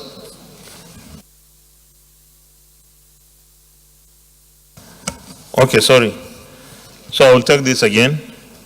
Those in favor that clause 9 to 14 stand part of the bill, say aye. Those against, say nay. The ayes have it. Those in favor that clause 15 to 19 stand part of the bill, say aye. Those against, say nay. The ayes have it.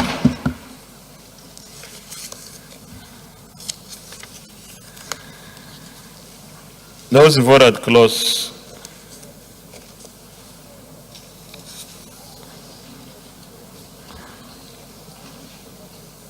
15 to 19, I've taken that. Clause 20 to 24 stand part of the bill, say aye. Those against, say nay. The ayes have it. Clauses 25, 26, 27, and 28. No, 27.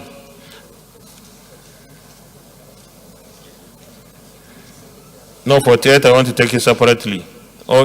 Because it's the only insertion, and I want us to be critical about that. So those in favor that those clauses be stand part of the bill, say aye. Those against, say nay. The ayes have it. Clause 28. Those in favor that clause 28, 29, clauses 28, 29, and 30 stand part of the bill, say aye. Those against, say nay. The ayes have it. Those in favor that the interpretation stands part of the bill, say aye. Those against, say nay. The ayes have it. Those in favor that the short title stands part of the bill say aye. Those against say nay. The ayes have it. Those in favor that the schedules stand part of the bill say aye. Those against say nay. The ayes have it. Those in favor that the explanatory memorandum stands part of the bill say aye. Those against say nay. The ayes have it.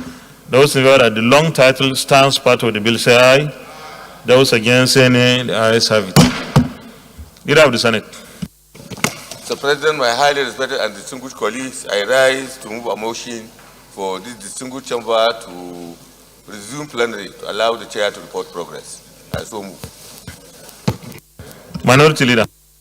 Mr. Chairman, I rise to second the motion. Distinguished colleagues, those in favor that the Senate reverse to plenary for the chair to report progress, say aye. Those against say nay. The ayes have it.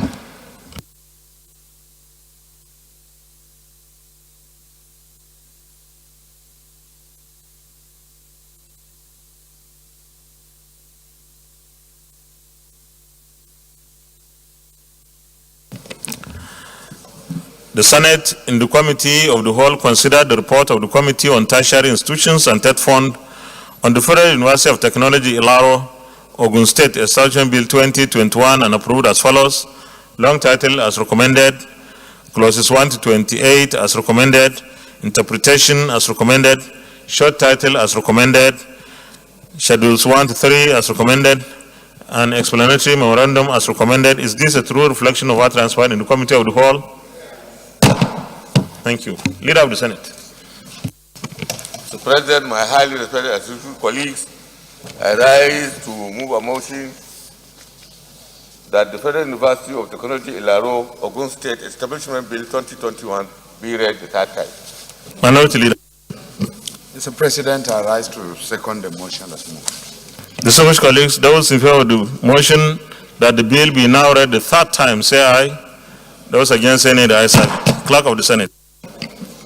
Mr. President, distinguished senators, a bill for an act to provide for the establishment of the Federal University of Technology, Ilaro, to make comprehensive provisions for its due management and administration and for other matters connected therewith 2021 SB 84, third reading. A bill for an act to provide for the establishment of the Federal University of Technology, Ilaro, to make comprehensive provisions for its due management and administration and for other matters connected there with 2021 third reading taken and the bill is passed. Congratulations. Leader of the Senate. Mr. President, my highly respected and distinguished colleagues, the sixth order of the day is the second reading of the National Emergency Medical Services Agency Establishment Bill 2021. The distinguished senator will recall that the bill was read the first time in this distinguished chamber on Wednesday, 5th May 2021. Mr. President, you may wish to invite the distinguished Senator Ibrahim Yahaya Oloregbe to move the motion for the bill to be read the second time. Distinguished Senator Yahaya Ibrahim Oloregbe.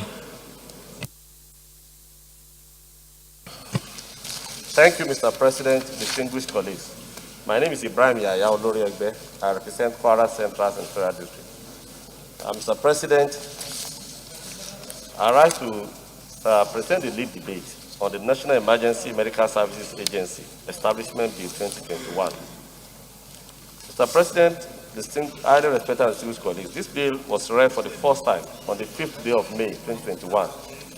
It's a bill to establish the National Emergency Medical Services Agency to be saddled with the responsibility of coordination and handling of emergency treatment of patients ranging from victims of road and air traffic accidents, home accidents and injuries, industrial and workplace accidents, as well as providing emergency treatment to sufferers of acute emergency medical conditions that may lead to loss of life or limb, and for managing of emergency ambulance services for conveying emergency patients from the location of their acute ill health to designated hospitals for emergency medical attention across the Federation and other related matters.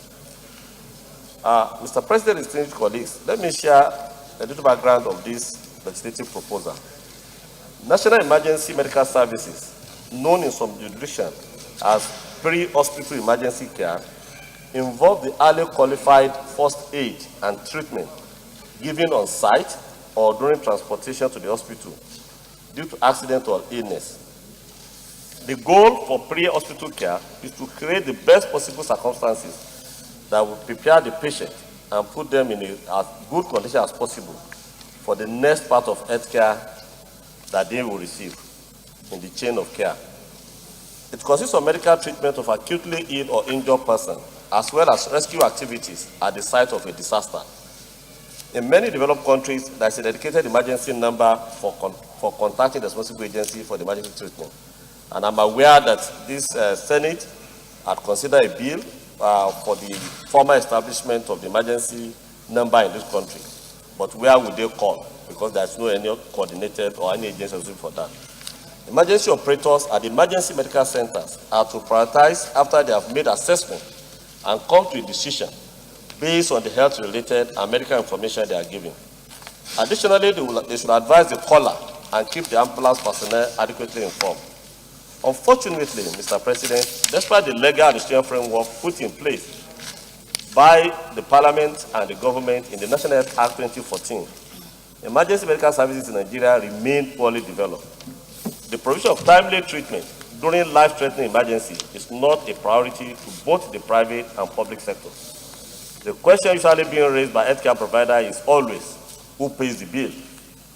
It's against this background that this legislative proposal is being proposed to provide better and reliable legal and institutional framework for effective and efficient emergency medical service in Nigeria. Some of the objectives of this bill include to ensure that all Nigerians have access to good and quality emergency medical services, including access to early operative and critical care where needed, to provide assistance and encouragement for the development of comprehensive area emergency medical services system in Nigeria, to respond rapidly to the acute needs of Nigeria even before a diagnosis is known, and ensure continuity of care and safe transition from the primary to secondary level of healthcare system, to implement community-based education and first aid trainings, certification for pre-hospital provider, and to provide 24-hour availability of emergency unit services at first level hospital, save lives and maximize the effectiveness of later intervention, to implement simple, systematic process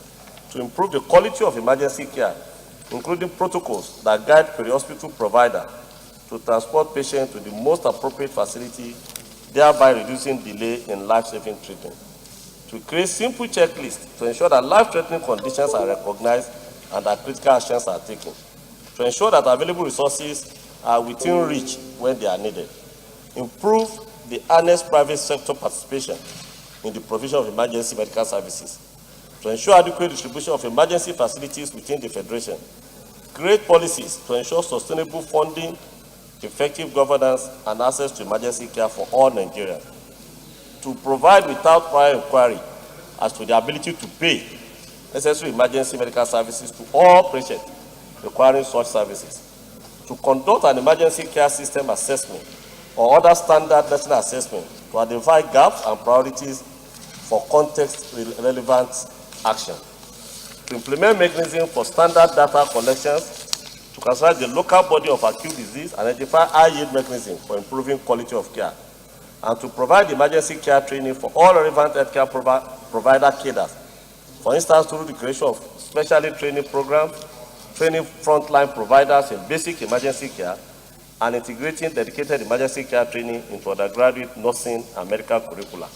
And finally, to ensure that pre-hospital and hospital emergency units have plans in place to protect providers, patients, and infrastructure from violence and clear protocol for the prevention and management of hazardous explosion. Mr. President, distinguished colleagues, this bill has 23 clauses and a schedule divided into 5 parts. Part 1 provides for the establishment of the National Emergency Medical Services Agency.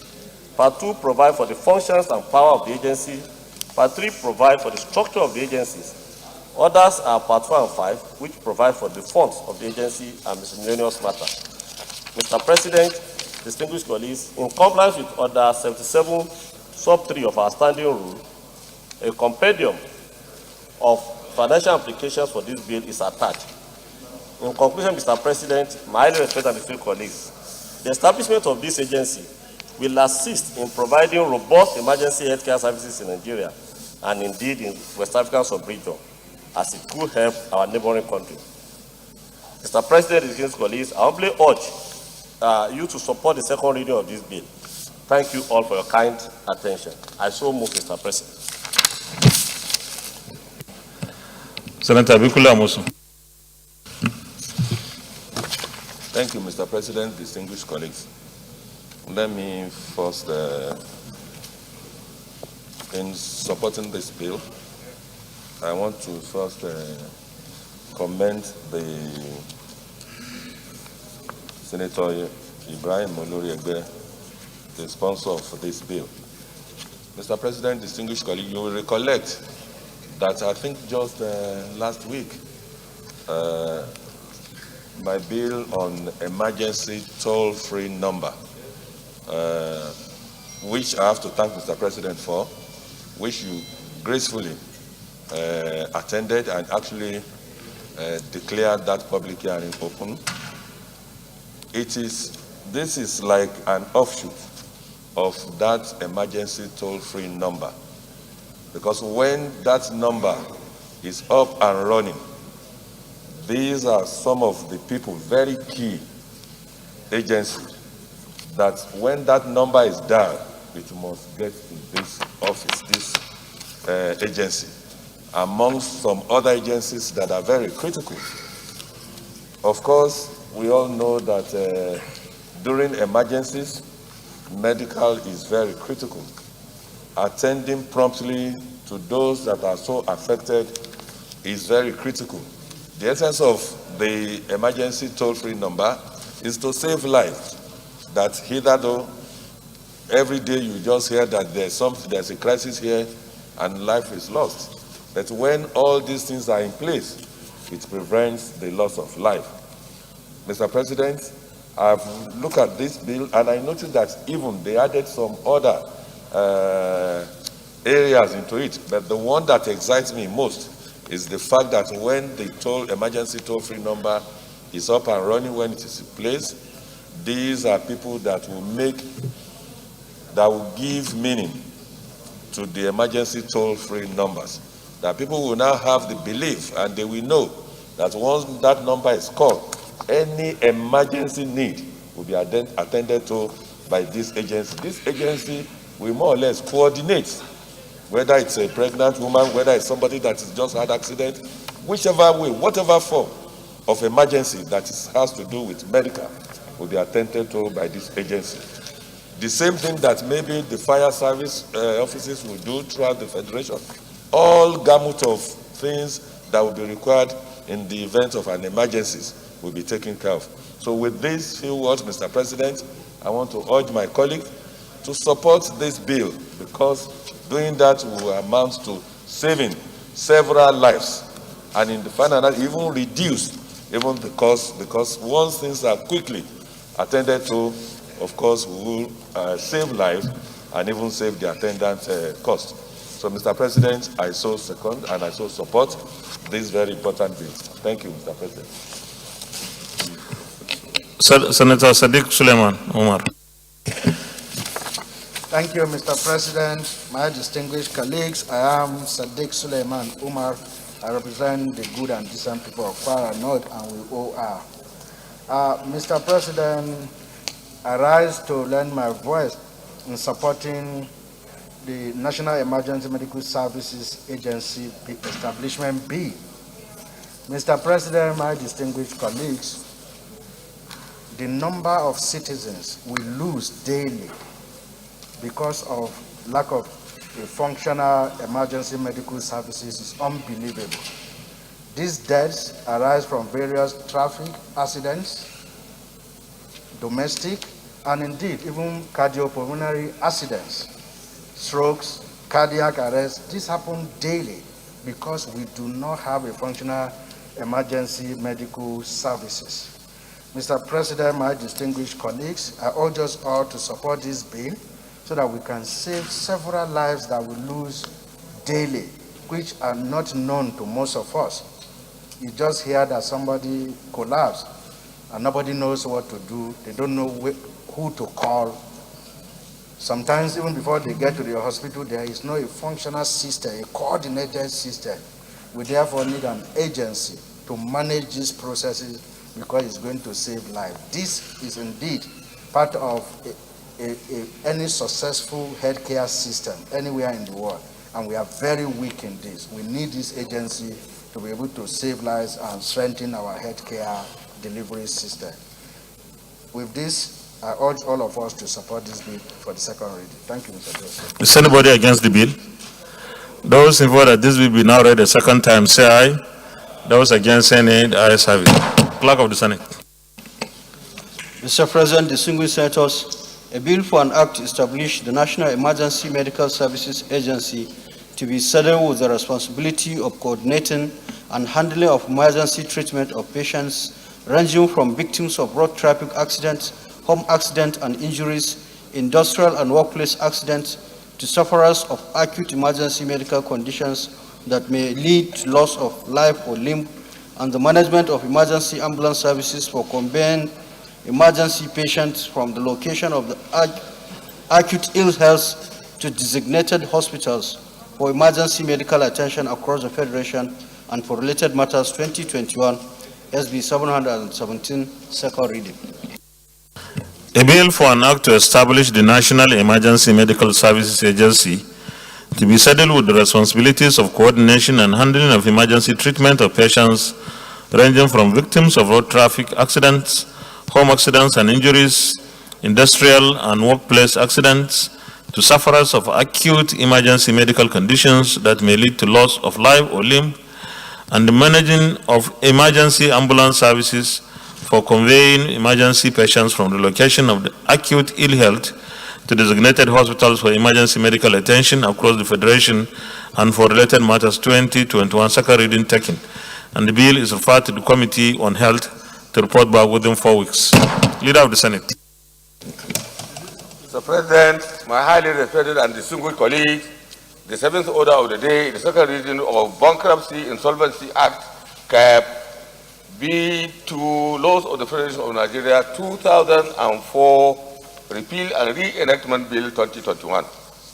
Distinguished senators will recall that the bill was read the first time in this distinguished chamber on Wednesday, 15th July 2020. Mr. President, you may wish to invite distinguished Senator Biodun Olujimi to move the motion for the bill to be read the second time. Senator Biodun Olujimi.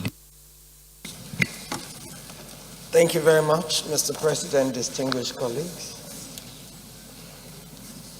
Please permit me to lead the debate on this very important bill before us today.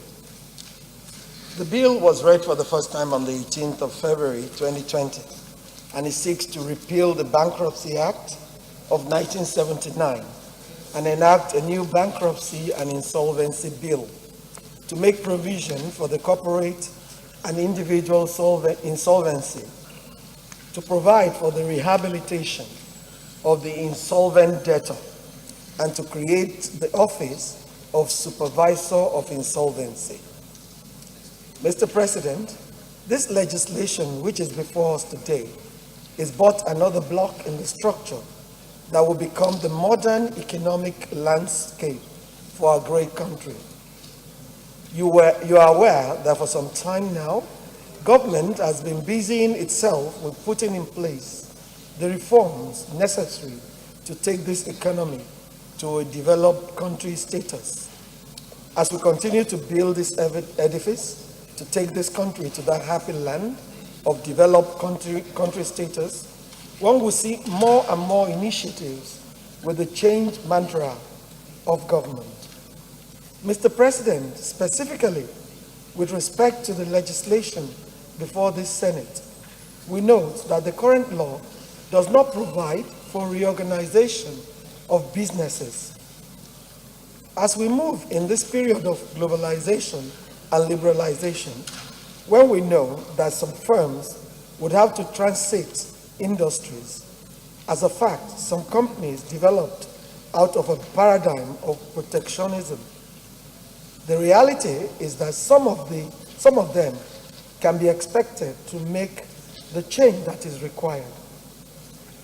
Others, however, will die. That is the reality. But they must not, when they die, take everything with them. The old saying, throwing the baby out with the bath water, should not be in question. We ought not to kill that entrepreneurship spirit, and that is really the need for modern day legislation with respect to bankruptcy and insolvency. Mr. President, some general comments with respect to the legislation. We note, first of all, that, as I said earlier, the law relating to insolvency and bankruptcy in Nigeria has not changed over the past decades. In fact, it dates back to 1979. And a careful analysis of the Act will reveal that its provisions no longer meets the needs of modern commercial life and has very little relevance to the economic and social realities of the 21st century. The need for a coherent approach to insolvency practices has become critical to the proper functioning of the corporate and financial sectors. To keep abreast of a rapidly changing environment driven by globalization, the government must put in place a sound legislative framework which allows for certainty and reliability in commercial relationships. As a matter of fact, Mr. President, my respected colleagues, bankruptcy has always been viewed negatively as signifying failure. The effect of bankruptcy is usually disruptive on all those involved in the business. Employees lose their jobs or remain unpaid. Suppliers must absorb loss.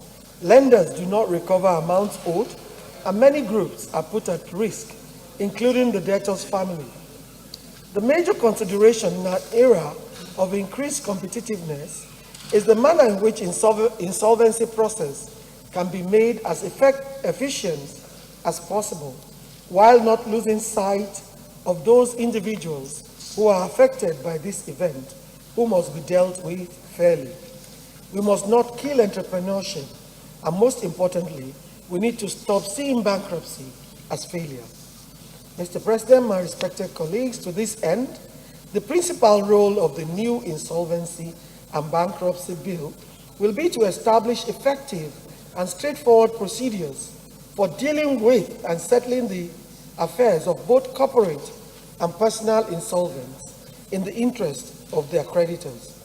It will provide a statutory framework which would encourage companies to pay careful attention to their financial circumstances and to recognize their difficulties at an early stage before the interests of the company and those of its creditors are seriously prejudiced. The bill essentially provides for a fair and equitable system for the ranking of all claims. 2, an improved delivery of insolvency services. 3, simplified procedures. 4, an investigation into the causes of failure and a determination of the culpability of the debtor. Meaning, of course, if one is found culpable, then one is treated different to a situation where bankruptcy is simply the result of economic circumstances. 5, the protection of primary industries such as farming and fishing. 6, establishing preferences aimed at protecting young persons and debtors' families, which include those persons living in cohabitation relationships. 7, the avoidance of transfers aimed at prejudicing the rights and claims of creditors. And 8, the procedure in respect of international insolvencies. Mr. President, the aim of this legislation is to create a balance between the interests of the debtor and that of the creditors by providing both a bankruptcy regime and an effective reorganization procedure. Under the proposed legislation, any company, individual, or partnership carrying on businesses in Nigeria can be subject to bankruptcy proceedings, which can occur either voluntarily as a result of action taken by an insolvent debtor, or involuntarily as a result of action taken by creditors to force a debtor into bankruptcy. Bankruptcy proceedings will take place in an administrative framework managed by a new official the supervisor of insolvency, who would be responsible for the operation of the entire insolvency system. In closing, Mr. President, distinguished colleagues, may I just repeat that the proposed bill is designed to bring about an improved way of managing bankruptcy and insolvency, both in the interest of the debtor and the creditor. It envisages a unified procedure for both individual and corporate insolvencies, which is sufficiently flexible to provide the means for preserving viable enterprises while balancing the needs for competing creditors and ensuring the speedy administration of an estate. I therefore urge all my colleagues to lend support to the second reading of this bill and to let it go to the committee on time. Thank you very much. Leader of the Senate. Mr. President, my highly respected and distinguished colleagues, I rise actually to congratulate my distinguished colleague, distinguished Senator Biodun Olujimi, for the deep thought that really accompanied this bill. I consider it as one of the best bills that we have received, so far in this Senate, and I have my reasons. I think the bill is a product of deep thinking about the national business environment and the corporate health challenges that we face in the Nigerian economy. This bill, given the objectives that have been set out in second reading, is likely going to bring about improved corporate health in the way in which businesses relate to each other and in the way in which businesses are conducted in this country. The bill will have the effect of sanitizing the national business environment. I think that is very, very central, not just to giving opportunities for our entrepreneurs and investors to come in with very beautiful proposals without fear of failure, where a lot of their interests are going to be accommodated in the event that certain decisions that they make, either business interests or business decisions, will be found to be not based on sound information, but actually without a criminal intent. So the idea really is to make sure that you can start a business based on new ideas and practices without you are being subjected to unnecessary pressures, given the capricious nature of the businesses that one is going to embark on. And also, one of the most important things about this particular proposal is that it gives some measure of protection to weak businesses or baby businesses, infant businesses, against corporate predators and raiders. If this bill really sees the light of the day, I think it's going to do a lot of wonders to the Nigerian business environment.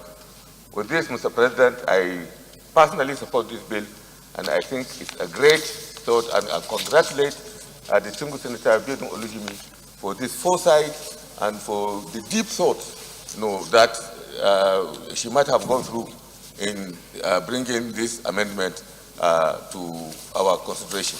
I thank you, Senator Olujimi. I also thank you, Mr. President, for giving me this opportunity. Senator Baroji. Thank you, Mr. President. I am Senator Baroji Brain. I represent Kano North. Mr. President, permit me to commend the sponsor of this bill, Senator Biodun Olujimi, for bringing it forward, because the bill is arranged in order to modernize our bankruptcy and insolvency law so that it will go in tandem with what is applicable in other developed climes around the globe. It is intended to create a balance between the rise and interest of debtors and creditors alike in our bankruptcy and insolvency proceedings. This is very good. To create this balance is very good. So it's very direct to the point. modernize our insolvency law and bankruptcy law so as to kind of protect every interest, everyone involved, both those, the employees in such enterprises, the creditors in such arrangement, the debtors alike, and as this will go a long way to help our business environment.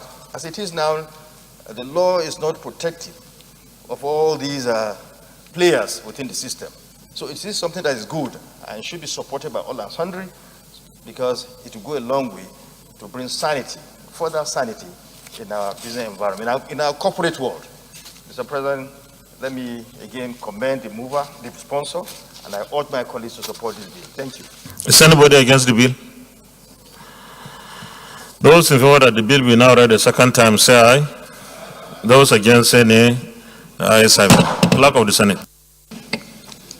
Mr. President, distinguished senators, a bill for an act to repeal the Bankruptcy Act of 1979 and enact a new Bankruptcy and Insolvent Act to make provision for corporate and individual insolvency, to provide for the rehabilitation of the insolvent debtors, and to create the Office of Supervisor of Insolvency, and for matters connected therewith 2021 SB 330, second reading. A bill for an act to repeal the Bankruptcy Act of 1979 and enact a new Bankruptcy and Insolvent Act to make provision for corporate and individual insolvency, to provide for the rehabilitation of the insolvent debtors, and to create the Office of Supervisor of Insolvency, and for matters connected therewith 2021 second reading taken, and the bill is referred to the Committee on Banking, Insurance, and Other Financial Institutions to report back within 4 weeks. Leader of the Senate. Mr. President, my highly respected and distinguished colleagues, the 8th order of the day is the second reading of the Nigerian Merchant Navy Coast Guard and Security Corps Establishment Bill 2021. Mr. President, this bill sponsored by Senator Kabiru Gaya, and who intimated me that he had a very serious commitment to attend to. Therefore, I request that this particular second reading be stepped down to another legislative day in the absence of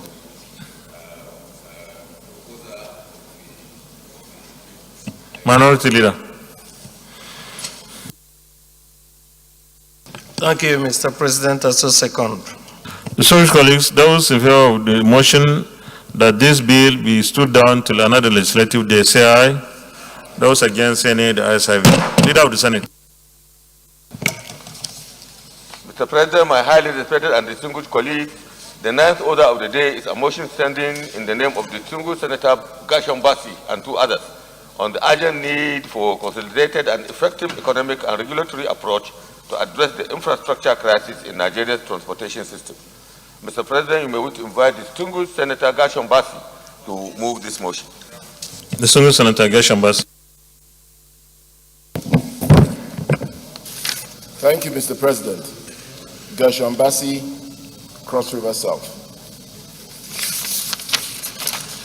The Senate, worried about Nigeria's infrastructure deficit in the transportation sector and the need for a consolidated, effective regulatory approach to address this crisis.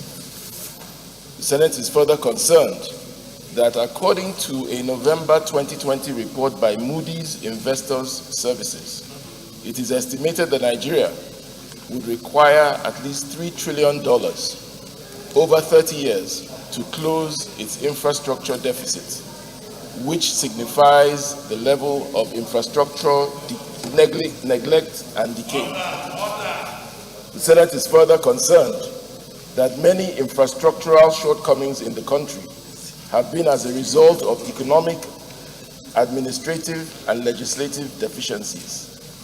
Legislation such as the Nigerian Railway Corporation Act 1995 remains in effect and does not create an enabling environment for public-private partnerships in Nigeria's infrastructure development. Legislative bills such as the National Road Fund Establishment Bill and the Federal Roads Authority Establishment Bill which were not assented to by the executive, sought to restructure the legal framework for the financing, ownership, administration, and maintenance and sustainable sources of funding for infrastructure development. The Senate is aware that the privately managed Infrastructure Corporation of Nigeria Limited, InfraCorp, was established by the executive in February 2021. It is to be funded by the Central Bank of Nigeria, Nigerian Sovereign Wealth Investment Authority, and the African Finance Corporation, with a seed capital of 1 trillion naira. The executive seeks to use this independently managed entity to bridge the nation's infrastructure gap through end-to-end bankable projects that will provide a firm basis for increasing national economic growth. The Senate recognizes that this is a commendable initiative. However, given the intricate regulatory framework that is required to guarantee a workable, transparent, accountable, and effective apparatus for infrastructural development, it is essential that a legislative and executive synergy is established in the execution of their respective functions to this end. The Senate further recognizes that careful articulation through relevant government and private stakeholders, through relevant government and private stakeholder collaboration is essential in order to create a modern legal and economic framework that is in line with the international standard and pertinent to the Nigerian infrastructure ecosystem. The Senate is convinced that an overhaul of archaic legislation and the introduction of a relevant modern legal framework would foster development in the transportation sector. The enactment of comprehensive and effective legislation, such as the Nigerian Railway Corporation Act, Repeal and Reenactment Bill, National Roads Fund Bill, Federal Road Authority Bill, and any other relevant legislation. The Senate is further convinced that such an infrastructural framework would support public-private partnerships that secure sustained funding and the provision of technical management and operation expertise. It would also seek to guarantee a well-aligned and non-conflicting regulatory entity backed by sound legislative framework and clear management and implementation policies within a seamless system that fosters infrastructural development and economic growth. Accordingly, the Senate resolves to 1, mandate the committees on legislative compliance and national planning to invite the governor of the Central Bank of Nigeria and the chief executive officer of the Nigerian Sovereign Investment Authority. Also invite the Attorney General of the Federation and the Honorable Minister of Works and Housing, Honorable Ministers of Works and Housing, Finance, Budget and National Planning, and Transportation to address the committees on the proposed legal and economic framework for establishment of the newly created Infrastructure Corporation of Nigeria Limited, InfraCorp, and articulate the regulatory parameters that will ensure a synergy between the powers and operations of the InfraCorp and those of existing or proposed institutions established pursuant to this legislation in order to ensure seamless operations within Nigeria's infrastructure ecosystem. 2, mandate the committees on legislative compliance and national planning to A, review the existing legal framework regulating the financing and administration and management of infrastructural development sector in order to articulate an effective structure that secures a sustained source of funds for infrastructural development and creates an enabling environment for private participation. B,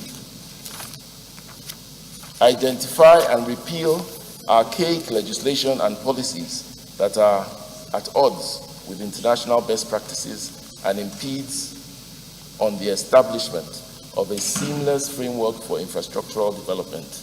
And C, take the necessary steps to establish relevant legislation and policies that will promote a more effective and efficient infrastructural development ecosystem in Nigeria. Mr. President, I so move. Senator Ahmed Adamali.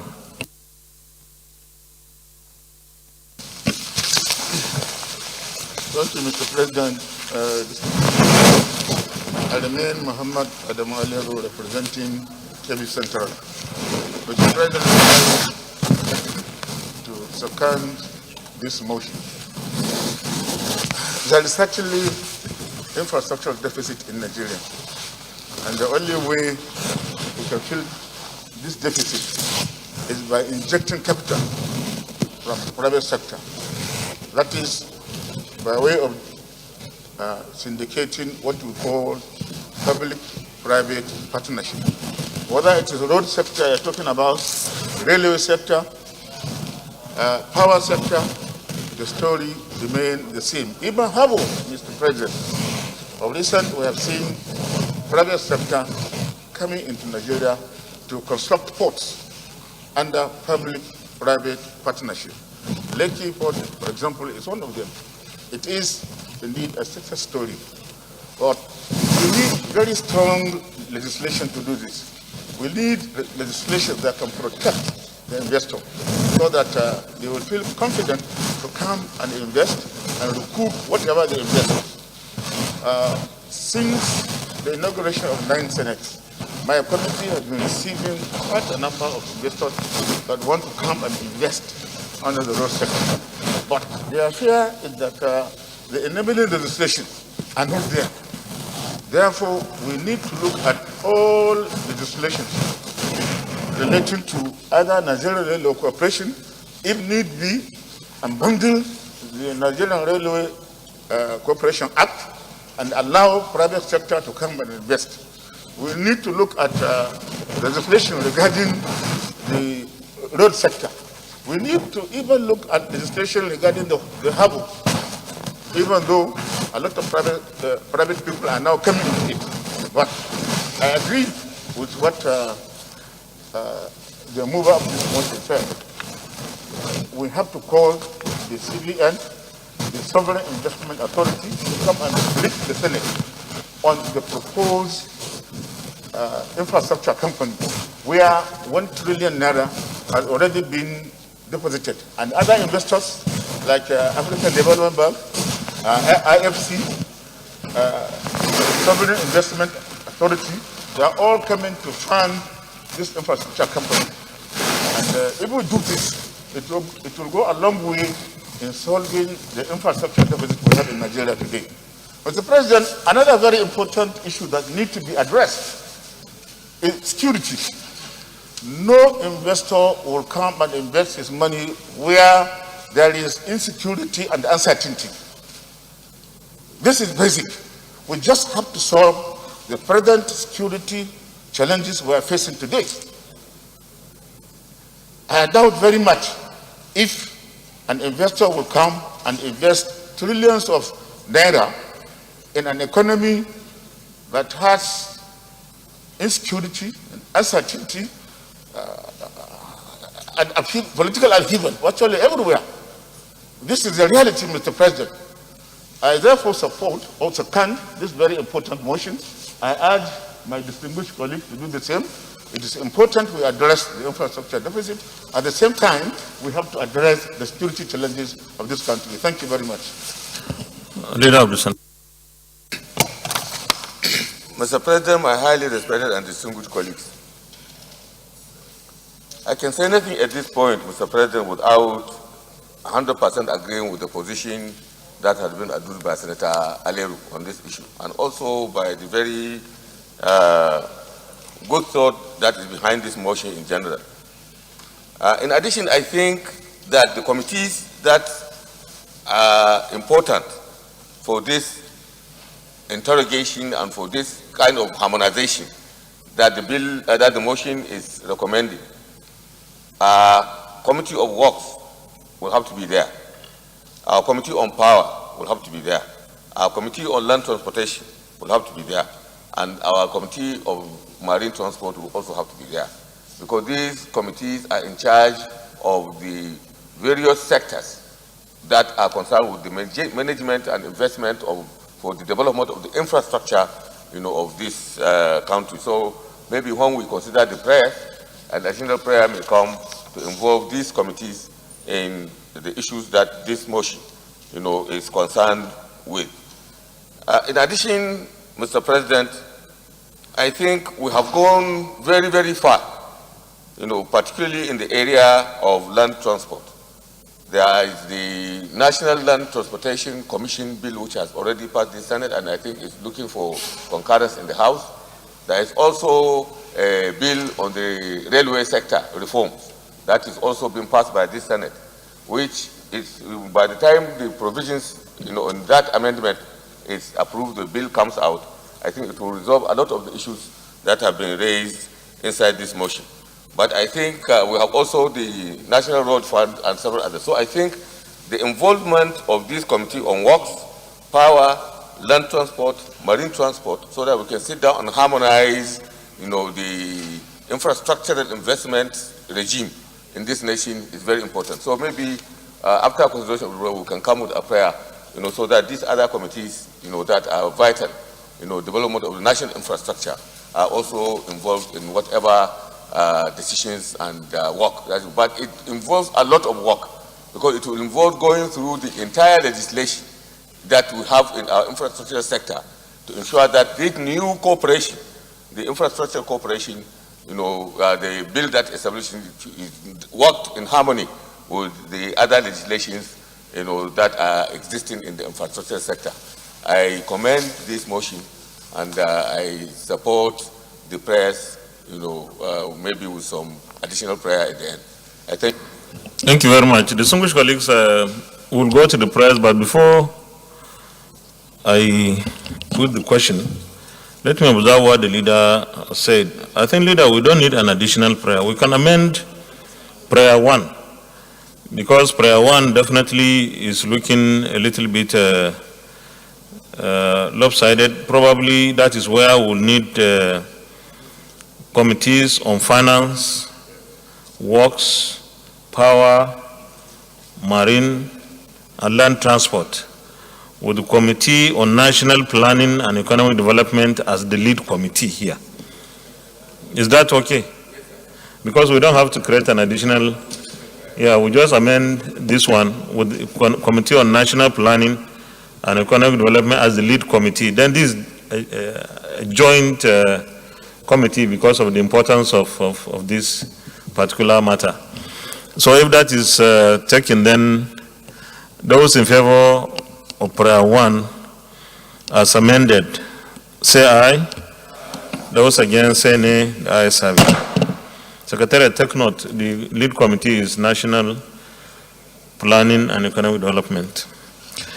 Prayer 2, mandate the committees, we maintain the same as prayer 1, the same committees we've named. Mandate the committees as named in prayer 1 to review the existing legal framework regulating the financing, administration, and management of the infrastructure development sector in order to articulate an effective structure that secures a sustained source of funds for infrastructure development and create an enabling environment for private participation. Those in favor of prayer 2, say aye. Those against, those against, say nay. The ayes have it. Prayer 2B, identify and repeal archaic legislation and policies that are at odds with international best practices and impede on the establishment of a seamless framework for infrastructure development. Those in favor of prayer 2B, say aye. Those against, say nay. The ayes have it. And prayer 2C, take the necessary steps to establish relevant legislation and policies that will promote a more effective and efficient infrastructure development ecosystem in Nigeria. Those in favor of prayer 2C, say aye. Those against, say nay. The ayes have it. Thank you very much, Leader. And I commend you to the sponsor or the mover of this motion. It's a very timely intervention for us to give some really jab to the infrastructure development of our country. But then again, like Senator Mohammed Adamalor has said, without a secured environment, no funding will be easily available because business people rush to where they have guarantee.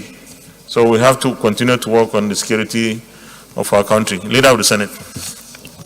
Mr. President, having come this far, only a quarter to our regular time, I would like to move a motion for this distinguished Senate to step down consideration of all other items on our agenda today to another legislative day. I so move. Minority Leader. Thank you, Mr. President. I so second. Distinguished colleagues, those in favor of the motion that we stand down the consideration of the remaining items on our order paper till another legislative day, say aye.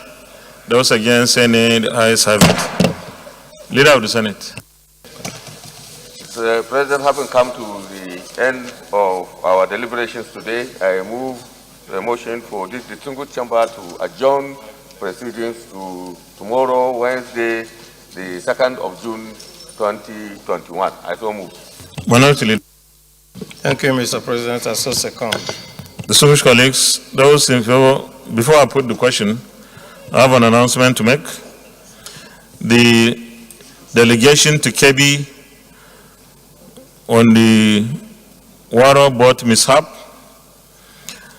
Senator Mohammed Adamalero to lead the team, Senator Aliu Magataka Dawamako, member, Senator Yahya Abdullahi, member, Senator Olubimi Adetumbi, member, Senator Oji Uzo Kalu, member, Senator Ahmed Anjuma Gwaja, member, Senator Aliu Sabi Abdullahi, member, Senator Degi Biyo Barakuma, member. With this announcement, those in favor of the motion that the Senate do adjourn till tomorrow, the 2nd day of June 2021 at 10 a.m. prompt, say aye. Those against, say nay. The ayes have it. The Senate is hereby adjourned till tomorrow, Wednesday, the 2nd day of June 2021 at 10 a.m. prompt. Thank you.